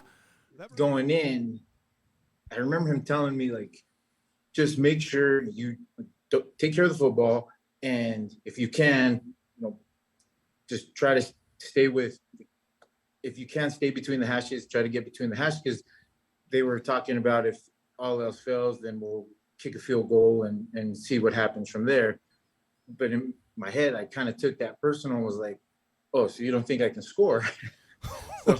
So I got mad that all that stuff happened all at once, and me being dumb, young, and naive, I thought it was something personal, but it was just football. He's just coaching and doing, playing the game. And I took that personal, so I was kind of angry. Yeah. To start out the whole You thing. ran over to 17 and 28. I know who they are. I'm not going to say names, but you ran because I don't want to embarrass them. But you ran over 17 and 28. When you turned around, you couldn't tell because you had a helmet on, but it almost looked like you wanted to say something like, "Don't ever think that I'm not going to run over you, lightweight," or something like that. Were you thinking about trash talking those guys? No, I was gonna say, "How are you? Okay? Yeah. Good job. Nice effort. Oh man. Yeah, that exactly. That's awesome. It's funny you say that. And I haven't ever admitted this ever, but Oh, here we go. So I turn around, and because I was already angry from all of that, I actually turned and went to throw the football at the guy. Oh no.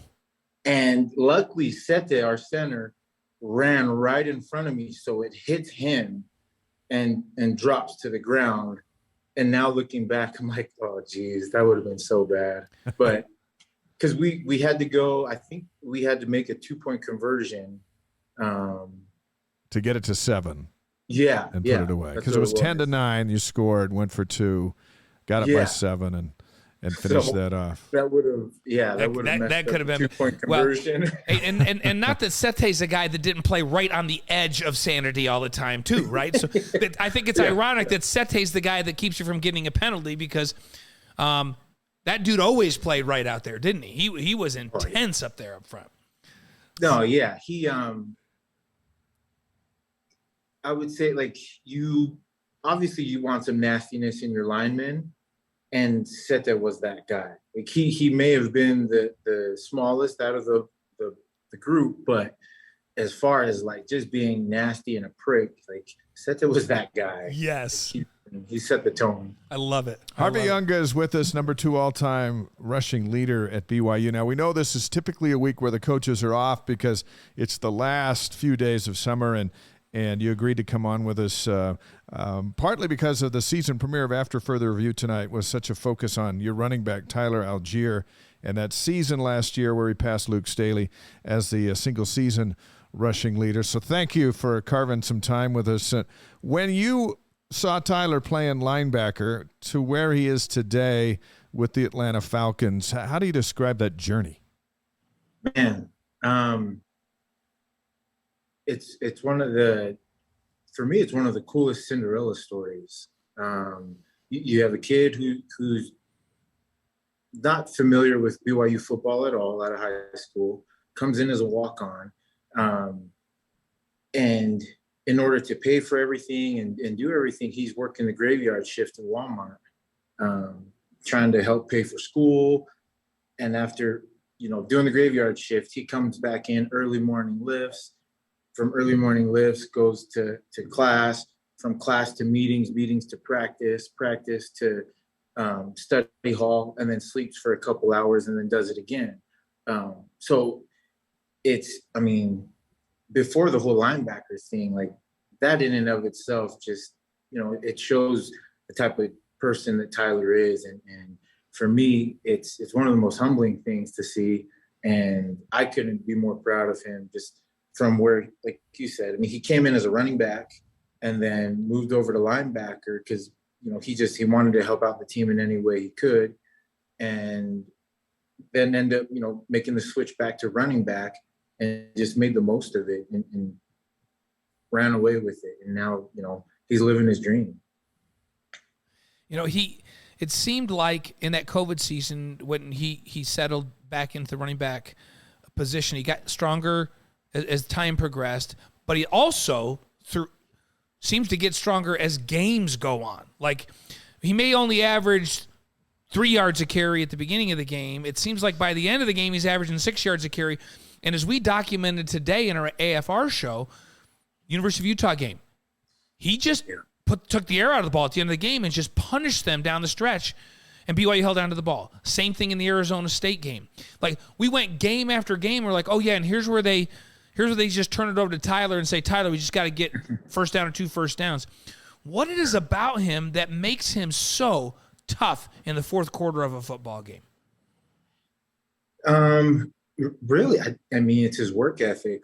And I know it might not correlate to some people, but the fact that the kid was willing to, jump through all these hoops to play the game of football, to be here, working the graveyard shift and doing all these other extra things on top of training and stuff, it doesn't surprise me at all.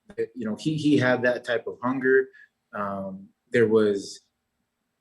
He had goals and he worked his butt off to accomplish those goals. You can talk to any of his teammates, our strength and conditioning guys. Like he worked out just as hard as anybody else, if not harder than anyone else. And you saw it on game day. The guy, I don't know if he ever missed a practice, let alone a game. Aside from the COVID game that he had to miss once, but other than that, I don't just overall the kid's work ethic. He's a workhorse, and it showed, every single game. Your running style made it very tough for people to tackle you, and you're a lot bigger than Tyler. What was it about his style that you worked on in practice that when you got him out onto the field, and David Nixon broke down some video of that during AFR today, what is it about the way Tyler runs that makes him tough to stop? So when he first got here, he ran really, really high. That was the one thing I noticed first, and that was something that we spent the whole summer doing drills of him just getting his center of gravity lower, lowering his pad level and everything like that when he was doing drills and everything. And so that was the first thing that we really started working on. And then from there, it's his naturally, he's got great feet. He's got really great feet. And obviously his toughness was a factor in it and his strength. But I really felt like the biggest key component to him being tough to tackle was just his pad level. I told him as soon as you can learn to run with a good forward lean and get your pads down, it's going to be really hard for guys to stop you. And everything else was just, you either have it or you don't. And it's something that I can't coach it, and Tyler had it. And for me, it was fun to see him. Like once he understood what I was trying to work with him and do things to help him improve his game. It was from there on. It was him. It was Tyler and the O-line. They did their thing. Was there a point during the year last year, maybe it was before last year, where you're going, you know what? I think this guy can play in the NFL. When was that for you? It was actually his first year. Really? Is that right? Wow. It was 2020. Well, before then, so I got to work with him when I was a GA. He had something to him, and like I said, it was when I was doing drills and working with him as a GA, he was doing things that I couldn't coach and things that guys in the NFL were doing when we were running drills. And I was like, okay, this kid has something. I don't know exactly what, but he's got something. But then as soon as we got into that fall of 2020, the very first scrimmage that he got to go live, you could see it. He was breaking 3 tackles in one run and scurrying off for like 50 yards to score and was doing it consistently. And from there, I was like, okay, this guy is like, he's got something. And, if he keeps trending the way he's trending, he's definitely an NFL back. So, I felt like 2020 was kind of where things came out and really just worked out for him. Harvey Unga's with us on the Wise Guys. So what were your conversations like when he started to think, maybe I'll leave school early for the NFL draft? You had experience with this after your junior season. What were those conversations like back and forth? A lot of it was just, we were talking pros and cons majority of the time. We just sat there and dialed out the pros and cons of staying and going. And then we talked about agents and all that kind of stuff. And And then really a lot of it boiled down to his goals and what he wanted to do. I told him, I'm not going to tell you to do one thing or the other. You do what's best for you and your family and what you feel is best in your heart. And I'm going to support you. I'll give you my 2 cents, but at the end of the day, it's your decision. And, you know, I trust you'll make the right one and do what's best for you and your family. But I'm not gonna lie though, it was tough because there was the game's changed a ton. And now with a lot of these guys that have their insurance clause and all these other things that kind of give them a little bit of a blanket, whether they, you know, if they decide to stay, it makes a difference. In the past, you don't have that. So it's easier to just say, hey, go get your money and do your thing. But for him, I felt like there was a lot of pros coming back. And I told him, I'm like, look, you'd be the front runner for the Dope Walker Award in my eyes, and in a few other, you know, coaches and people's eyes. Like, you could potentially be a Heisman candidate. Now, whether that happens or not, I don't know. And it's hard to say, but does that, you know, change your draft stock? Yeah, drastically. You know, you may go from being a 5th rounder to now a first day guy that could go in the 1st or 2nd round. And you go from, you're making a lot of money still, obviously, you know, getting drafted, but you're going from making a lot of money, a couple $100,000, to now life changing or generational changing money. And if money's not the motive, then obviously, like, you know, do your thing and do whatever you feel is best in your heart. But if we're talking, you know, business and money and all that stuff, like, who knows? And if it doesn't work out, obviously you have the safety blanket with your insurance clause that could still, you know, you're still going to make more money than if you get drafted in the latter rounds.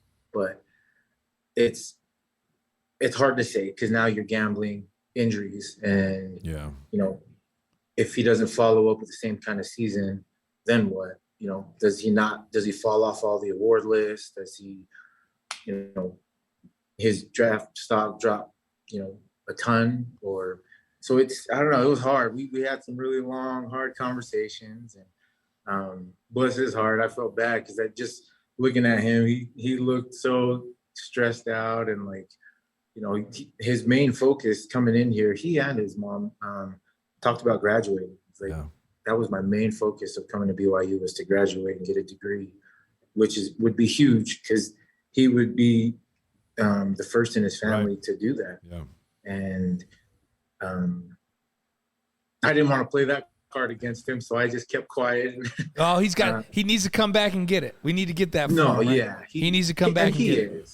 He is. He's got one class left. So, oh man, I knew he was close. Like, hey, it's your thing, man. It's awesome. It's awesome to hear, because people wonder, you know, how those conversations go, and it sounds like you all helped him weigh out every single pro and con of this, and then just supported him in his decision, which is all you can do, right?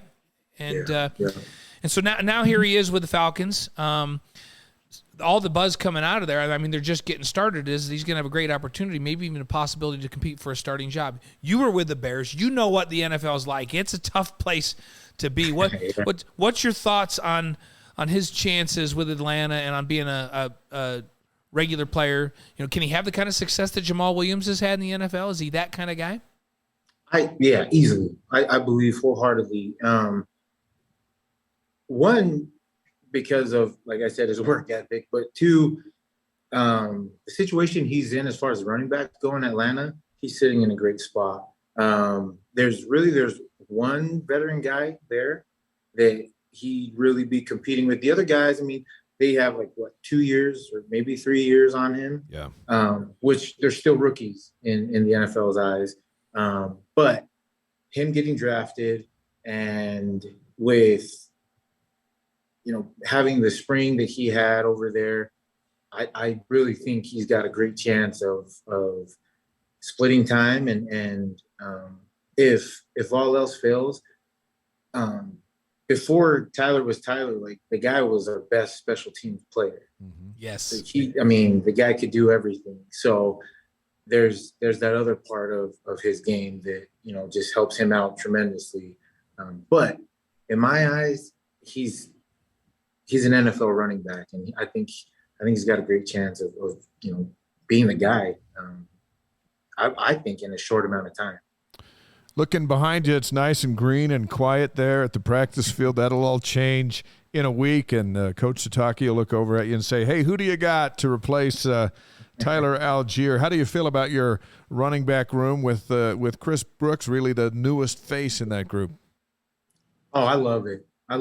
There's we've got experience, from the guys that have been here, but on top of it, you add on a guy like Chris, who's had experience at the P5 level, and is someone that came into the spring and just dove right in. Like he understood, like he grasped the offense really well. Came in, made some great plays for us in the spring. Carried himself, as a leader, and I think he's definitely earned the respect of his teammates over here, and he's also somebody that if things go how we hope they go, he could be another NFL guy. Yeah. He has that kind of potential. If I have that potential, whether I'm Brooks, who has that potential, or I'm Katoa or McChesney or Davis or Rapati that's lining up there, I'm feeling pretty grateful that I got a group of monsters lining up in front of me that may be as good as any offensive line in the country. Your thoughts on that? Oh, yeah. I mean, I can't speak, enough great things about the O-line. And for each of those guys across the board, not just the first string guys, but the second string guys and some of the third string guys, like, we've got some dudes over there, and I told the backs, I'm like, look, if you guys can't run the ball, that's on you. That's our room.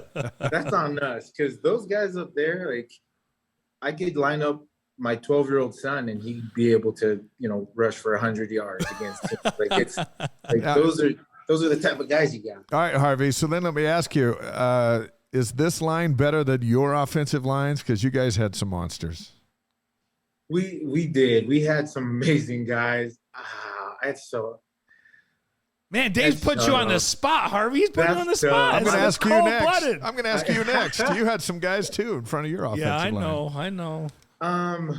Man, I will say, so athletically, I feel like our guys are more athletic on our team right now, and across the board, they're bigger. As far as technically sound and everything like that, I don't know. I feel like my guys were pretty dang good as far as like that part goes. So I don't know. It's kind of hard because it's a different style of offense and different group of guys, but I don't know. That's tough. That's a great question. What about your guys? You had Maddich, you had Ncaa. Well, so Garrett. It depends. Like over my time here, we had like multi-time Pro Bowlers and Bart Oates, and we had Trevor Maddich, who played forever in the league, and so we had some guys, but all at the same time. Like I'm not afraid to look. My dudes were nasty and physical, and we won a ton of football games. Right. This group's bigger than that group. And I think before it's all said and done, if I just take the 10 right now with maybe the 10 my junior and senior year, there's more NFL guys in this group than the NFL guys. Like, we had NFL guys. Yeah. But I think they have a couple more of them. So they're deeper with talent than we were. I'm not taking anything away from my guys. We'll line up and go play anybody with my guys. I'm not trying to take your guys off. We led the nation in total offense with Harvey's my guys. Harvey's guys were really, really good. We love our guys, right, Harv? We love our guys, but this group is deep, and they got a lot of NFL boys up there. So that's all. I'll leave it at that. So Your 12-year-old could go for 1,000 yards. Is that right? Or was it 100 100. yards? He'd go 100-yard game. Yeah. 100 yards a game. Behind these guys, I shoot. Yeah. Heck Yeah, yeah. see. These guys, we got some dudes. Yes, All we right, do. here's some more hard-hitting questions, and we'll finish up with you in just a few minutes. We sure appreciate having Harvey Ncaa on the Wise Guys. So the Satakis just welcomed a new baby girl into their family. It's been 12 years since Kalani had a newborn, and you and Kailani have a handful of kids. So what advice have you given the coach to get him back up to speed? You're way closer to it than he is. It's been a long time for him. Yeah. Honestly, we were just texting back and forth, and he's like, man, I don't know what I'm doing over here. And I was like, hey, it's like riding a bike, bro. I'm sure you're going to be just fine. I was like, if anything, I was like, just make sure Timberly's happy. Whatever you do, just make sure Timberly's happy, and everything will work out. That's good. That's good advice for all of us, right? Even me, all our kids. Yeah. My babies are coaching with Harvey. Like Gavin is one of my. But it's good advice. Like, I just got to keep Brenda happy. Harvey's giving advice to all of us. You better keep Diane happy. This is a family show. It's family relations. That's the best advice you could give anybody, right? So how old's your youngest? How old's your youngest, Harvey? She just turned 4. Yeah. She just turned 4 last month. So it's, I mean, you're still in the thick of it. You're still in the thick of it. Yeah, we're still in it. We, I mean, she's our 4th. So after the first 3, I feel like I kind of have a grasp on things and realize, like, hey, just keep your wife happy and everybody else is happy in the house and everything works out. So I'm like, hey, that's it. I'm just going to focus on that. And that may be the best advice we've ever had on this show. Words to live by. Earlier we had Max on talking about his project to help people in trouble. And now we've got Harvey on with marriage counseling advice. This is what we like. This is an awesome. That's what we do on this show. Harvey, we got 5 questions for you before we wrap up. You ready? Yeah, I'm ready. We ask everybody these 5. We'll compare it. We'll compare it to Max's, and we ask everybody that comes on the show the same 5 questions, just so we can get to know everybody. You want to do them? Yeah. So we're gonna start off with your favorite movie.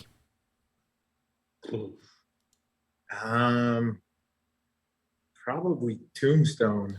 I mean, aside from Top Gun, this new Top Gun, I'd say Tombstone. Oh yeah, and nobody's mentioned that new Top. So Max said Braveheart, which I thought was. And then he apologized. He said, I apologize. It's going to be Braveheart. I'm like, what are you apologizing for? It's a great movie. Yeah, that's a great movie. Yeah, Tombstone 2 and Maverick. We all loved Maverick. We do whatever we want on the show. So Dave and I did a movie review the week after Maverick came out. And we loved it. So. What did you guys think? Okay. Oh, we loved it. We gave it all kinds of thumbs up. And the fact that they made like $1.4 billion now shows that Americans still want a good movie with a good story and nothing else. Yep. You know, we don't want to be educated. Just we want to be entertained. And we all agreed that Tom Cruise still has got it. Yeah. That the action scenes were off the charts with the plane. And then what's his love interest in it? I don't know, but she nailed it. Yeah, we also agreed that she's hot. So there you go. Penny? What? No, the girl that has his love interest in the show. What's her real name? I can't remember her real name. I can't remember either. That's a great question. Yeah, but anyhow, she was hot and she was great. One of our streamers will tell us here in a second. Yeah, they'll tell us who it is. All right, so Tombstone / Top Gun. Yep. So favorite cereal? Favorite cereal? O's. O's. Man, I haven't heard that, man. Do they still make O's? They do. Yeah. They do. They actually make that huge value bag brand now. Oh, okay. Yep. At Walmart. So Max's was peanut butter Captain Crunch.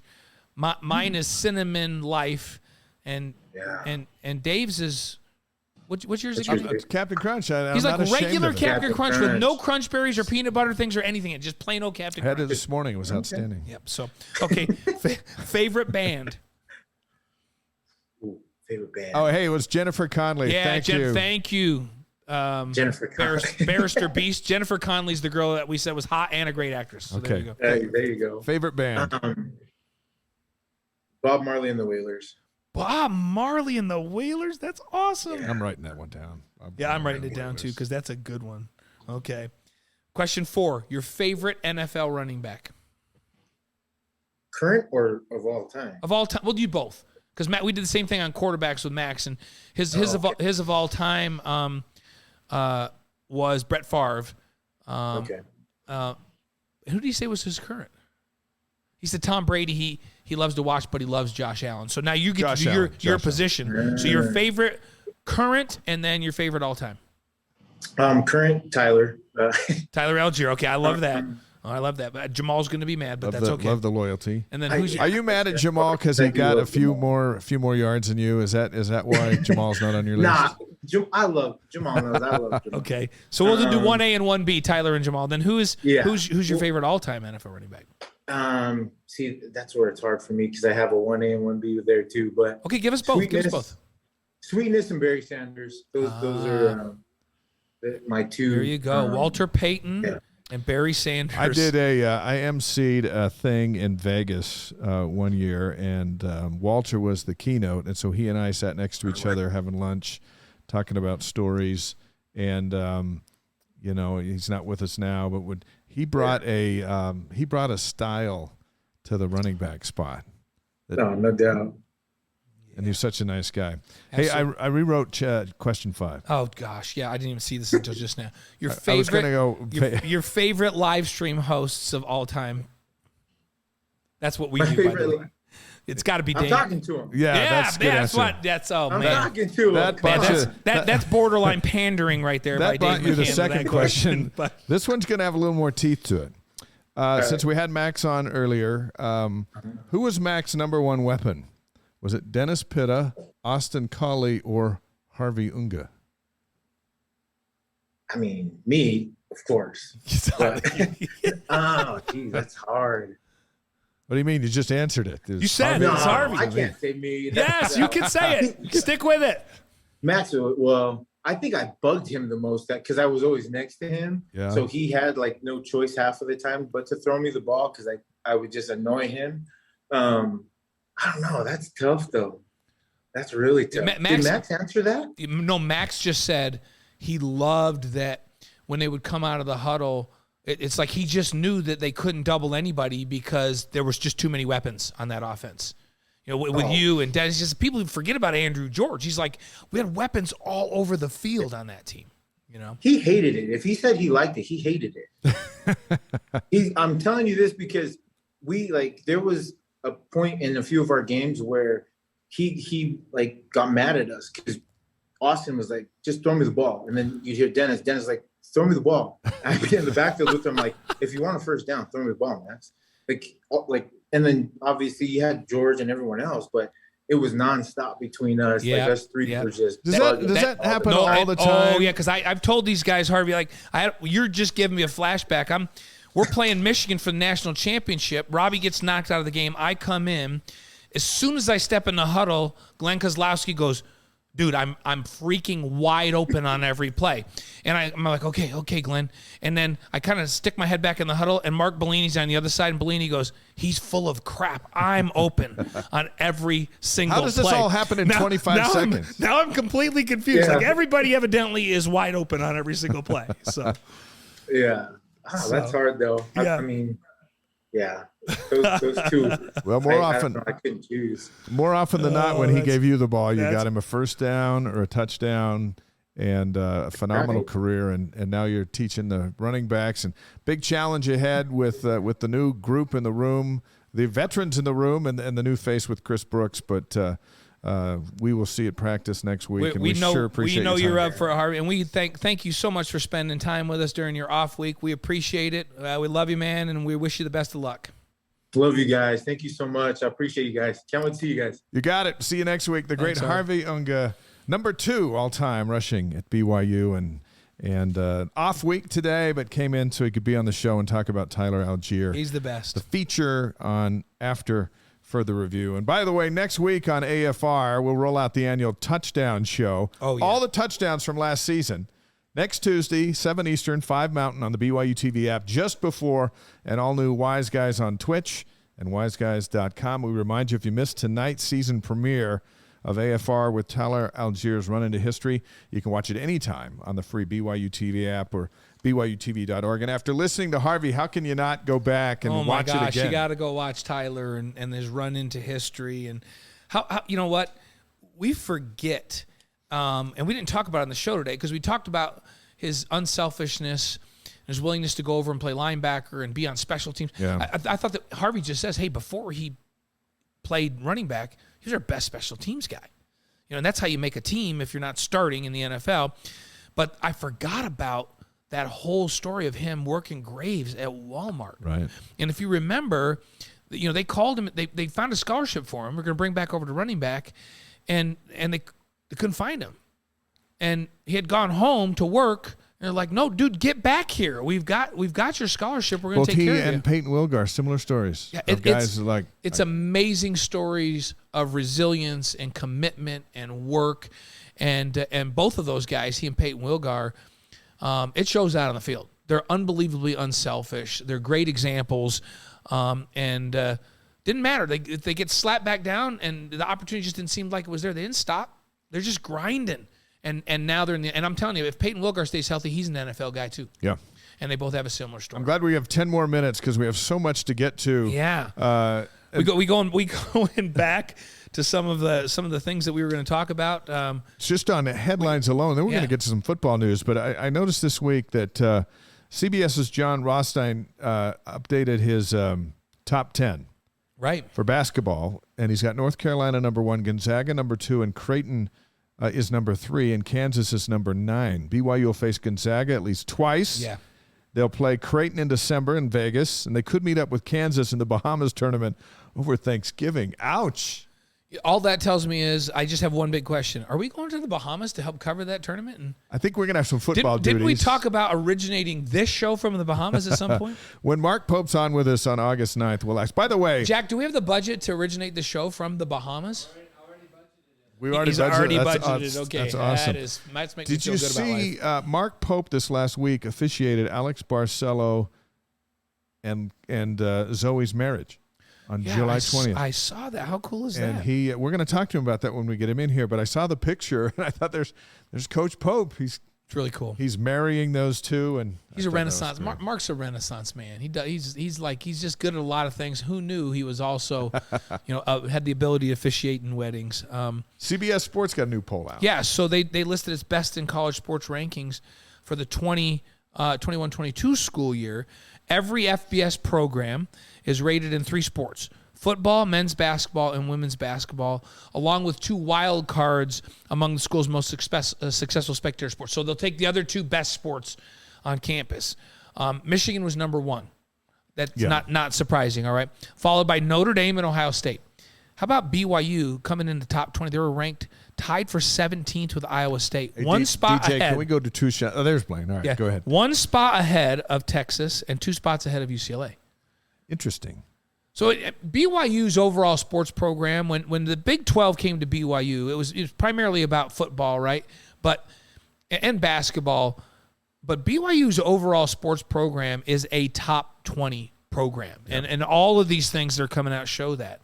And BYU's women's sports, what a year for BYU's women's sports this last year. I didn't think we'd be ahead of Texas. I was surprised by that. Ahead of Texas and 2 spots ahead of UCLA, who just went to the Big Ten. Yeah. Oh, boy. They got to fix their football program. Yeah, they got to do something. Michael Rucker is currently the only BYU Cougar on a 40-man Major League roster, right-hander for the Cubs. You can read about his wild ride in professional baseball at Deseret.com, the Deseret News. That's Dave's team, by Search the way. For Michael Rucker or Dave McCann. It's an article that really came together. Spent some time with him, and it's fascinating. How's your team doing, by Cubs the way? have won 6 in a row. Yes, thank you. Just in time to trade away the rest of our good players. But that might open the door for Rucker for some more opportunities. So we're going to go with that 6 in a row, including today. That may never happen again. So Deseret.com, that article that you wrote. Yeah. And if you're not catching Dave on his Deseret News articles, I've said this before. I'll continue to say it. Dave writes a lot of the things.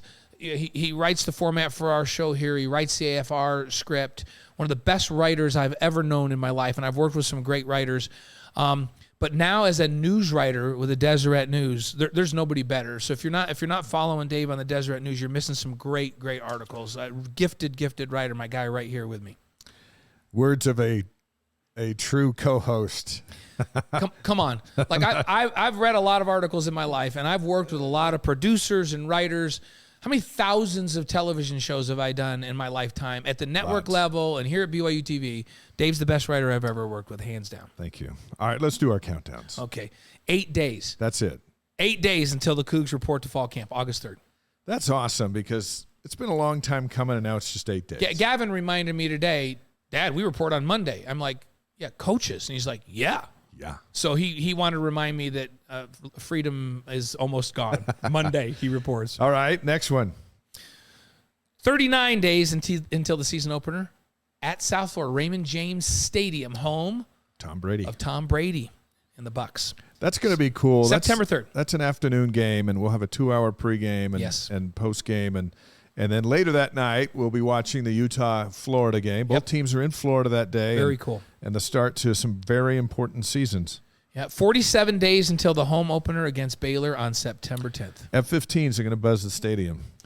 That's going to be We'll awesome. have those guys. We're going to have those guys on and talk about the flight plan, and I'm hoping that they're willing to go below the hard deck. We're going to ask Major Clark Heyman on August 23rd. Maybe we can get a commitment from him. As long as our show's not being bugged by the armed forces, we might be able to do that. Exactly, which it might be. NFL countdown. All the teams are in camp. Training camp is underway. Taysom showed up today. We talked to David Nixon. Today's the last brother-in-law. last of the 32 teams today, right? And he passed his physical, which is significant coming off the Liz Frank, and so he's 100% ready to go. Zach's already there for the Jets, and all the handful of Cougars, and there's a lot of them, they're in camp tonight. Yep. Hey, one of our guests asked, is an audience allowed for a pregame show? They're rebuilding a bunch of the studios, so we're going to be in a different studio, a whole new set. So that's still up in the air. I will tell you this, for home games, though. Yeah. And we had Junior Phillips, David Phillips on with us last week, and he took me through some of the things in the renderings. We're going to have a huge stage out in Cougar Canyon for home games. So make sure that pregame you're there out. Come out and hang out with us. Come out and hang out. It's just like a game day atmosphere. Be on this, be on television with us. Make a poster that says "Wise Guys" on Tuesday night. Yeah, something like that. We'll make sure that there'll be gets some on. type of an award for that. There's no doubt about it. 9 days until the preseason opener. 9 days, and we're going to see a football game on NBC with the Raiders and the Jaguars. Yep, August 4th, That's NBC. cool. 27 days until Zach Wilson faces Tyler Algier. The Hadn't thought Jets about and the that. Falcons. It's an ESPN game. Should we do a watch party? We might do, and it's a Monday. Which Check we could your probably do. schedule. Monday, August 22nd. We'll look at our schedules. And see, And maybe- Jack, we may want to do a watch party that Let's night. just put a question mark on that one. Okay. If we can work that one out, That way would we be fun. all watch the game, and then we just visit We just talk about it, and on we'll here. visit about it. So. Yeah. Well. Oh, yeah. Yeah. Did somebody right. ask about that? So August 22nd, let's circle that, and then we'll Yeah. Are you guys still doing a keep you double up to watch date, party right? on Saturday, August 27th with Utah State versus UConn and Wyoming and Illinois? Because they're. Yeah, that's right. And we, I don't know. We'll have to. We'll have to see, because everyone has to have access to the game to have a watch party. Right. So we got to see obviously on the 22nd, that one's going to be on network. That's on ESPN, the mothership. So we can all watch it, and we can all talk about it as we're watching. It's at least the first half, because I doubt Zach's going to play a lot, but you got to feel that Tyler's going to get some serious Yep. So stuff. So we'll circle the calendar on that one. And then they start for real in 45 days. Yep. Bills and Rams in the NFL season opener. And Max Hall's favorite current quarterback in the NFL, the quarterback of the Bills. And hey, the quarterback of the Rams, not too shabby. Josh either. Allen. Yeah. Stafford? Yeah, I like Matthew Stafford. I think he's paid his dues, and I loved seeing him there with the Rams last year. Let's let the networks know we're going to go a few minutes over tonight, because we've got some football notes to get to. Let's get through this. Scheduling BYU and North Carolina State. They've canceled their home-and-home series that was scheduled for 24 and 30. So 2024 in Raleigh and 2030 in Provo. Obviously, BYU has had to make a lot of adjustments being in the Big 12. This leaves Nevada, at Utah, at Wyoming, at East Carolina, and at Utah Tech on the books. Remember, only 3 games can actually stay on. So who you going to take off of that one? I think you keep at Utah. And then, I don't know. Nevada's at home. Probably keep that. And maybe Utah at Tech? Utah Tech. I think that those are probably 3 that are going to be left. As for 2030, with North Carolina State off the books, only Utah and Virginia Tech remain on the schedule. So you got 2 P5s on the schedule. You may get rid of that Virginia Tech game, pick up an FCS and an FBS that's not a P5 in that first 3 for that year. Puka Ncaa is on the Biletnikoff watch list for the coming season. The award honors the nation's outstanding receiver. It's watch season, as you're going to hear as we run down some of these that have just popped up. Ncaa caught 43 passes for 805 yards last season, 18.7 per catch, 6 touchdowns. Best outing came against Baylor. Remember, he had 5 for 168 in his first BYU touchdown. Cougars haven't won a Biletnikoff, but Nkua's on the watch list. Yeah, you and I and Nixon were talking about this before our AFR show today. He was the best player on the field in the Baylor game. Like, Baylor's a top 5 team with a bunch of NFL guys. BYU is a bunch of NFL guys. Puka Ncaa in that game was the best player on the field. That gets me excited for the rematch. Yeah, it's going to be pretty fun. Connor Pay, also one of the BYU's football guys, the starting center, named to the Remington Trophy watch list. That's this is an award given to the outstanding center in college football. Pay at 6'5" and 312 pounds, just a sophomore, part of an offense that scored on 89% of its red zone trips last season. Anytime they got inside the 20, they went and scored touchdowns. 75% of those trips were touchdowns. Pay coming back for encore performance. He filled in and started a bunch of games in relief for an injured Empey, and it's his deal this year. He's a good one. Isaac Rex is on our watch list for his foot, right? But he's also on the John Mackey watch list for the nation's most outstanding tight end. He's 6'6", and he was on the list last year too. Yep. He finished number 1 among tight ends as a freshman in yards and touchdowns, but he fractured that ankle. It was brutal. We watched it all spring as he's been healing up. Fractured that ankle against USC. He's told us all along that he's good to go for fall camp, and we're going to find out in a week. What do you think? I think he'll be ready to roll. I think he'll be ready to roll. He had some ligament damage in there too, but he looks like he's going to be ready to roll. Got the swelling under control, and now we'll see if he's mentally ready to go. And hey, don't forget about Dallin Hoker too at that tight end spot. We got a couple of really, really good ones. At linebacker, loaded at linebacker as well. Peyton Wilgar, Ben Bywater are both named to the Butkus Award watch list. This goes to the nation's top collegiate linebacker. Wilgar, 6'3", 225, back off of shoulder surgery. Says he's good to go for next week. He looks really good. I've seen him running around. And new dad. Yep, new dad. Peyton. Bywater is 6'3", 235, ready for a sophomore season. I actually think Wilgar's a little heavier than that right now. I think he's up in the 235 range now too. Yeah, 235, 240. I went off the weight from spring. I think he's put on a little bit and is ready to roll. Last year when Keenan Peely and Peyton Wilgar went down, Bywater stepped up and led the team in tackles. And by the way, Wilgar also named to the Bronco Nagurski Trophy watch list. That's for the nation's top defensive player across the board. Clark Barrington and Blake Freeland named to the Outland Trophy watch list as the nation's interior lineman, the best interior lineman. Barrington is 6'6", 302 at left guard. Freeland is at 6'8", 305 at left tackle. Why am I not running off the left side every single time? And Freeland told me he's going to be 310 for camp. That's 310? What he told me. Yep. BYU's won this award twice. Mo Elowanibi on offense in 89 and Jason Buck on defense, my old teammate, in 86. No one else from Utah, I believe, has won a Outland Trophy. BYU with 2 Outland trophies. BYU's got Outland trophies. They've got Heisman trophies. They've got Davey O'Brien Award trophies. They've got, you name it, BYU's won the major awards, along with a national championship. They're a national brand. And a Heisman. Hey, have we said that lately? That's why they're in the Big 12. And now everyone else is saying it, which feels good. So, hey, 4-star tight end Jackson Bowers committed to play football at BYU during his Friday announcement. He sat in front of a table decorated with ball caps. These teams, you ready for this? Yeah. Alabama, Auburn, Washington, Ole Miss, Arizona, Oregon, and BYU. Offers from all of those.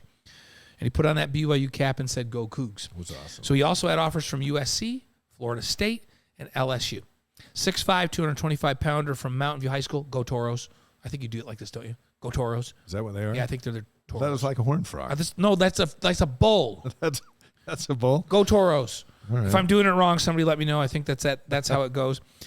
Same school as former quarterbacks Max Hall and John Beck. Phenomenal talent. How big of a get is that? It's a huge get. There were some tight ends that they wanted all in the same group. I don't know if all of them are going to come to us. Well, now that he's come, maybe somebody else goes, I don't know if I want to go and compete with that guy. I bet they get a couple of those guys. They had a huge recruiting weekend that he was a part of. That's a big get. This is a guy they really, really wanted. They want them all, but, Texas 3-star athlete Sayamoni Davis also committing to the Cougars over the weekend. He's 6'5", 225. He played tight end, but he's coming to play defense, to be the rush end. That could be interesting. Big athlete. Yep. On the end. Yep. A Tyler Batty type. I think, he could be really good. So, ESPN's College Game Day starts their season on Thursday, September 1st at the West Virginia-Pittsburgh game. Still waiting on word on whether they'll come to Provo for that BYU-Baylor game on September 10th. That seems like it would be a really good choice. Really good game day possibility. Game day's only been here once. It was years ago on a BYU-TCU matchup when they were both ranked teams. The Baylor game is the same day as the Alabama-Texas and USC-Stanford games. So it might be a stretch to get him in Provo, but I'm certain it's on that short list, so we'll see One how of the that three goes. biggest of the day. I have a feeling they'll go to Alabama, Texas, since they're going to, we're going to the Big 12 together. Well, Texas and Alabama are doing the SEC thing together. But, hey, if they want to come out here, that's the best excuse right there, Baylor and BYU. Speaking of games, week 0, that's just around the corner. Saturday, August 27th, 2 BYU opponents in action, as we talked about a moment ago. Wyoming's at Illinois. And Utah State hosts UConn. Yeah, and the marquee game of that day is going to be Nebraska and Northwestern in the Big Ten. Right. But that's when it starts. Yep. August 27th. It all gets going. Hey, I want to ask you this question because, BYU boy 716 says be honest. So he's asking us to be honest. Like when somebody says be honest, like aren't we always? Look, like most of the information on this show, aren't we always honest? It's typically accurate. Just so you know, you don't need to say, "Hey, be honest." You can just ask us a question because we're gonna be honest. Okay, just let's assume that we're gonna be honest. It says, do you guys cheer for Utah when they don't play BYU? Do you want to go first? No, I want you to go first. I cheer for Utah's third string during their scrimmage in the spring when they're playing the first string. So you want the third string to beat the first string. Yeah. So that's where I'm at on that. I don't cheer for them ever. Like ever. That doesn't mean I throw stuff and this and that, but if they're playing Bo Diddley Tech, I'm on Bryant Gumbel's side of the line on this one. I just don't. And I know, Kyle Whittingham was your old roommate, and a lot of my friends, some of my best friends are diehard Utes. I get all that. And I wish them well and stuff like that. Hey, good luck this week. You got Cal and this and that. But deep down inside, I'm pulling for Cal. Does that make me a bad person? So BYU boy 76. I remember Blaine saying one time the best Saturdays are when BYU wins and Utah loses. I don't think I ever said that. I don't think that's true. But that would be a good Saturday. Oh, you must have heard Dave say that. I don't know. I just don't. Here's my feeling on Utah. I don't really root against them because, as you mentioned, Kyle's my roommate. So I like him to do well. I want him to look good. I kind of always root for teams based on the impact it has on BYU. So, for instance, I'm looking at BYU and their ability to get into New Year's Six last year. There's a lot of weeks I was rooting hard for Utah because BYU had a win over Utah, and Utah needed to keep winning to strengthen BYU's strength of schedule. See, that's why you're a better person than me. So if it's advantageous to BYU, I root like crazy for whoever. Yeah, including Utah. We don't. Speaking on behalf of all the McCanns. Oh, my gosh. Okay. The Utah County McCanns. The Salt Lake McCanns are Ute fans. Yeah. Some of them. It's interesting because I grew up in New York. I didn't even know about the rivalry. I didn't know who Utah was. And when I played, they weren't any good. Even ask Kyle that. Yeah. When we played, Utah State was a bigger rivalry because they were better. They had a bunch of NFL guys. Utah was not good. We killed them when I played. Yeah. We never lost to them. Robbie Bosco and I sat in our dorm room as freshmen. We said the two things we don't ever want to do. We don't want to be the quarterback that doesn't win a conference championship because we'd won so many in a row. And for Pete's sakes, we don't ever want to be the quarterback associated with losing to Utah for the first time because we hadn't lost to them in forever either. And so it wasn't quite the rival. So I don't have as much bitterness just because they weren't any good when I played. It's not really bitterness. It's just who we are. It's just, I don't wish them to get COVID. I don't wish ill will. I just wish the other team scores more points. There's your honesty right there. Right. If it's advantageous to BYU, I'm okay with it. And Dave, it doesn't matter if it's even good for BYU. He doesn't want them ever to win. I'm just no. He wants them to go 0-13 every year. And they're not. And part of it's because the whole singing thing you used to have to do at KSL with you and Deanie, that scarred you for life. That left a scar, and we didn't enjoy it, Mike Hedrick and I, but we sang it, and she sang it last year, and it was glorious. So he said it was when BYU beat Wisconsin and Utah lost to Washington the same Saturday. It's quite possible you may have said I that might have slipped up and show. said, I don't know why I would have said it, but So if you're saying it, BYU boys 7-16, it probably happened. I'm not going to deny it. A lot of things happen. So look, the Pac-12's got their media day. Just in some final thoughts. I know we're over. Yeah, I guess we're not really over. We can finish. Yeah, we got to get out of we here. know you guys have get lives to other and stuff. things. So media day is coming up with the Pac-12. How in the world do you hold a Pac-12 with so much uncertainty? I don't know if UCLA and USC are going to come. I would think they would, but it's just like Texas. It's just like Texas and Oklahoma coming. And this kind of feels remember worse. Oklahoma State's coach said, "I don't even know why we're letting them in the business meetings." Yeah. So I feel it's probably the same. This one kind of feels worse because unlike the Big 12, which stuck together with the addition of the 4. The Pac-12 could get torpedoed by these guys. Yeah, and so it's still up in the air. We had somebody from West Virginia saying now he's hearing that it's Stanford and Cal want to be a package deal and come with Oregon and Washington. And where would that put Utah? That would put Utah out. Yeah, and so who knows at this point? I know. Pac-10, I wrote a column about the 5 million sources. Yeah, Pac-10's closing ranks. We know that. They're acting like everything's just fine with a 10, and we'll see. Because it's not going to be fine with a 10. They need to make some type of a move. And I think the Big 12 needs to continue to be aggressive. That's my opinion. So maybe we'll have something next week. All right, this day in history, birthdays, and then we'll have our Lavelle quote, and we'll be done. We'll be out. So July 26th, more happened on this day than you might be aware of. Yeah, so 1775, post office is born. The post office. And Ben Franklin is named the postmaster general. How about that? How would that interview go? How do you think he would say, hey, Ben, guess what? There's a thing called going postal, and it's not good. I don't think he would be happy with that. And we want you to do some stamps, and, Yep. and we want you in charge of the mail. Yep. So And Franklin was like, but what else do I have to invent? Yep. So 1835, the first sugarcane plantation starts in Hawaii. Now, that's impacted all our lives Was more it than most people CNH? think.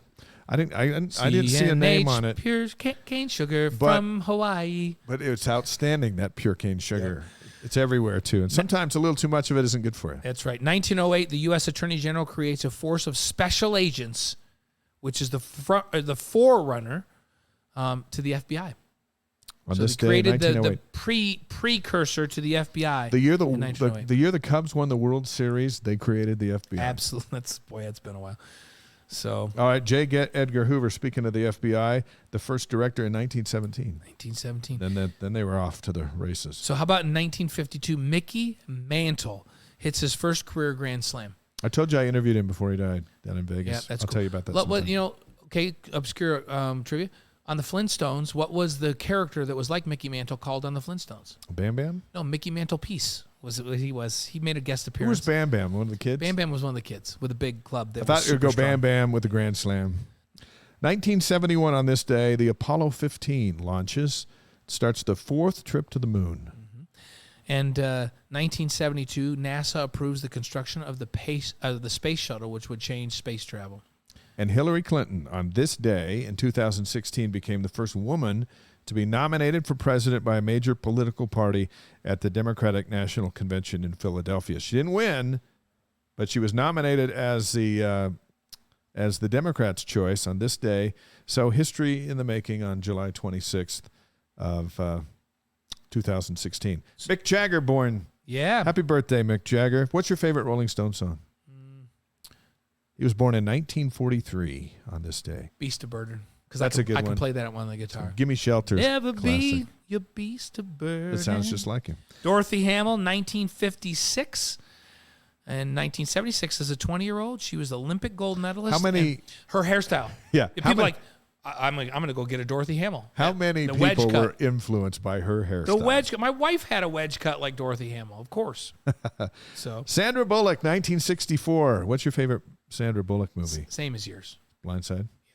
She's in a lot. They're all pretty the other one I good. like. What's the one she's in with Ryan, where she has to get married to him because she's from Canada, and they go up to his house. It was a Green Card. Is it called Green it's Card? not Green Card. Are you sure? Something proposal. The proposal. I don't know. But anyhow, yeah, I love that movie too. Sandra Bullock. Kate Beckinsale, born today, 1973. Yeah. Favorite movie of hers? She was in one with Adam Sandler where he had the clicker thing. I don't know any of her movies, but the world's a better place because she's in it. Yes, Kate Beckinsale. Number one song on July 26, 1983, Every Breath You Take from the Police. There was a time when you'd turn on the radio and you'd hear that every 15 minutes. Yep. What a song that was. Yep. Number one movie, July 26, 1988. It's old school. Who Framed Roger Rabbit? I forgot all about Roger Rabbit. Jessica Rabbit. Hottest cartoon character of all time. There you go. Who Framed Roger Rabbit? All right, let's wrap it up with a short but great quote from Lavelle Edwards. I hope I've been a good example to the youth of the church. Well, he was a great example. Pretty simple goal, and he was a great example to everybody. He was a builder of men, of young men, and he was phenomenal. We love Lavelle. Max Hall, Harvey Unga were our guests tonight, and we thank them. Mark Wilson is going to join us next week. How awesome is that? As we talk to the first round selection quarterback in the history of BYU. Paved the way for another one to come right behind him in Jim McMahon. And he had a unique throwing style. I still remember when he lit up San Diego State 63-14. He was 3 for 3 for 3 touchdowns to start the game. That's why he's on the show. You kidding me? I can't wait to talk to him about Stuff like that gets you on this show. The podcast will be up tomorrow. Look for it. We're on YouTube as well. Encourage your friends to join us. Get on Twitch. Get a free account so you can ask our guests and us questions. That's how we're doing it as we build the largest community of BYU fans in the entire world. Thanks for being with us tonight. See you.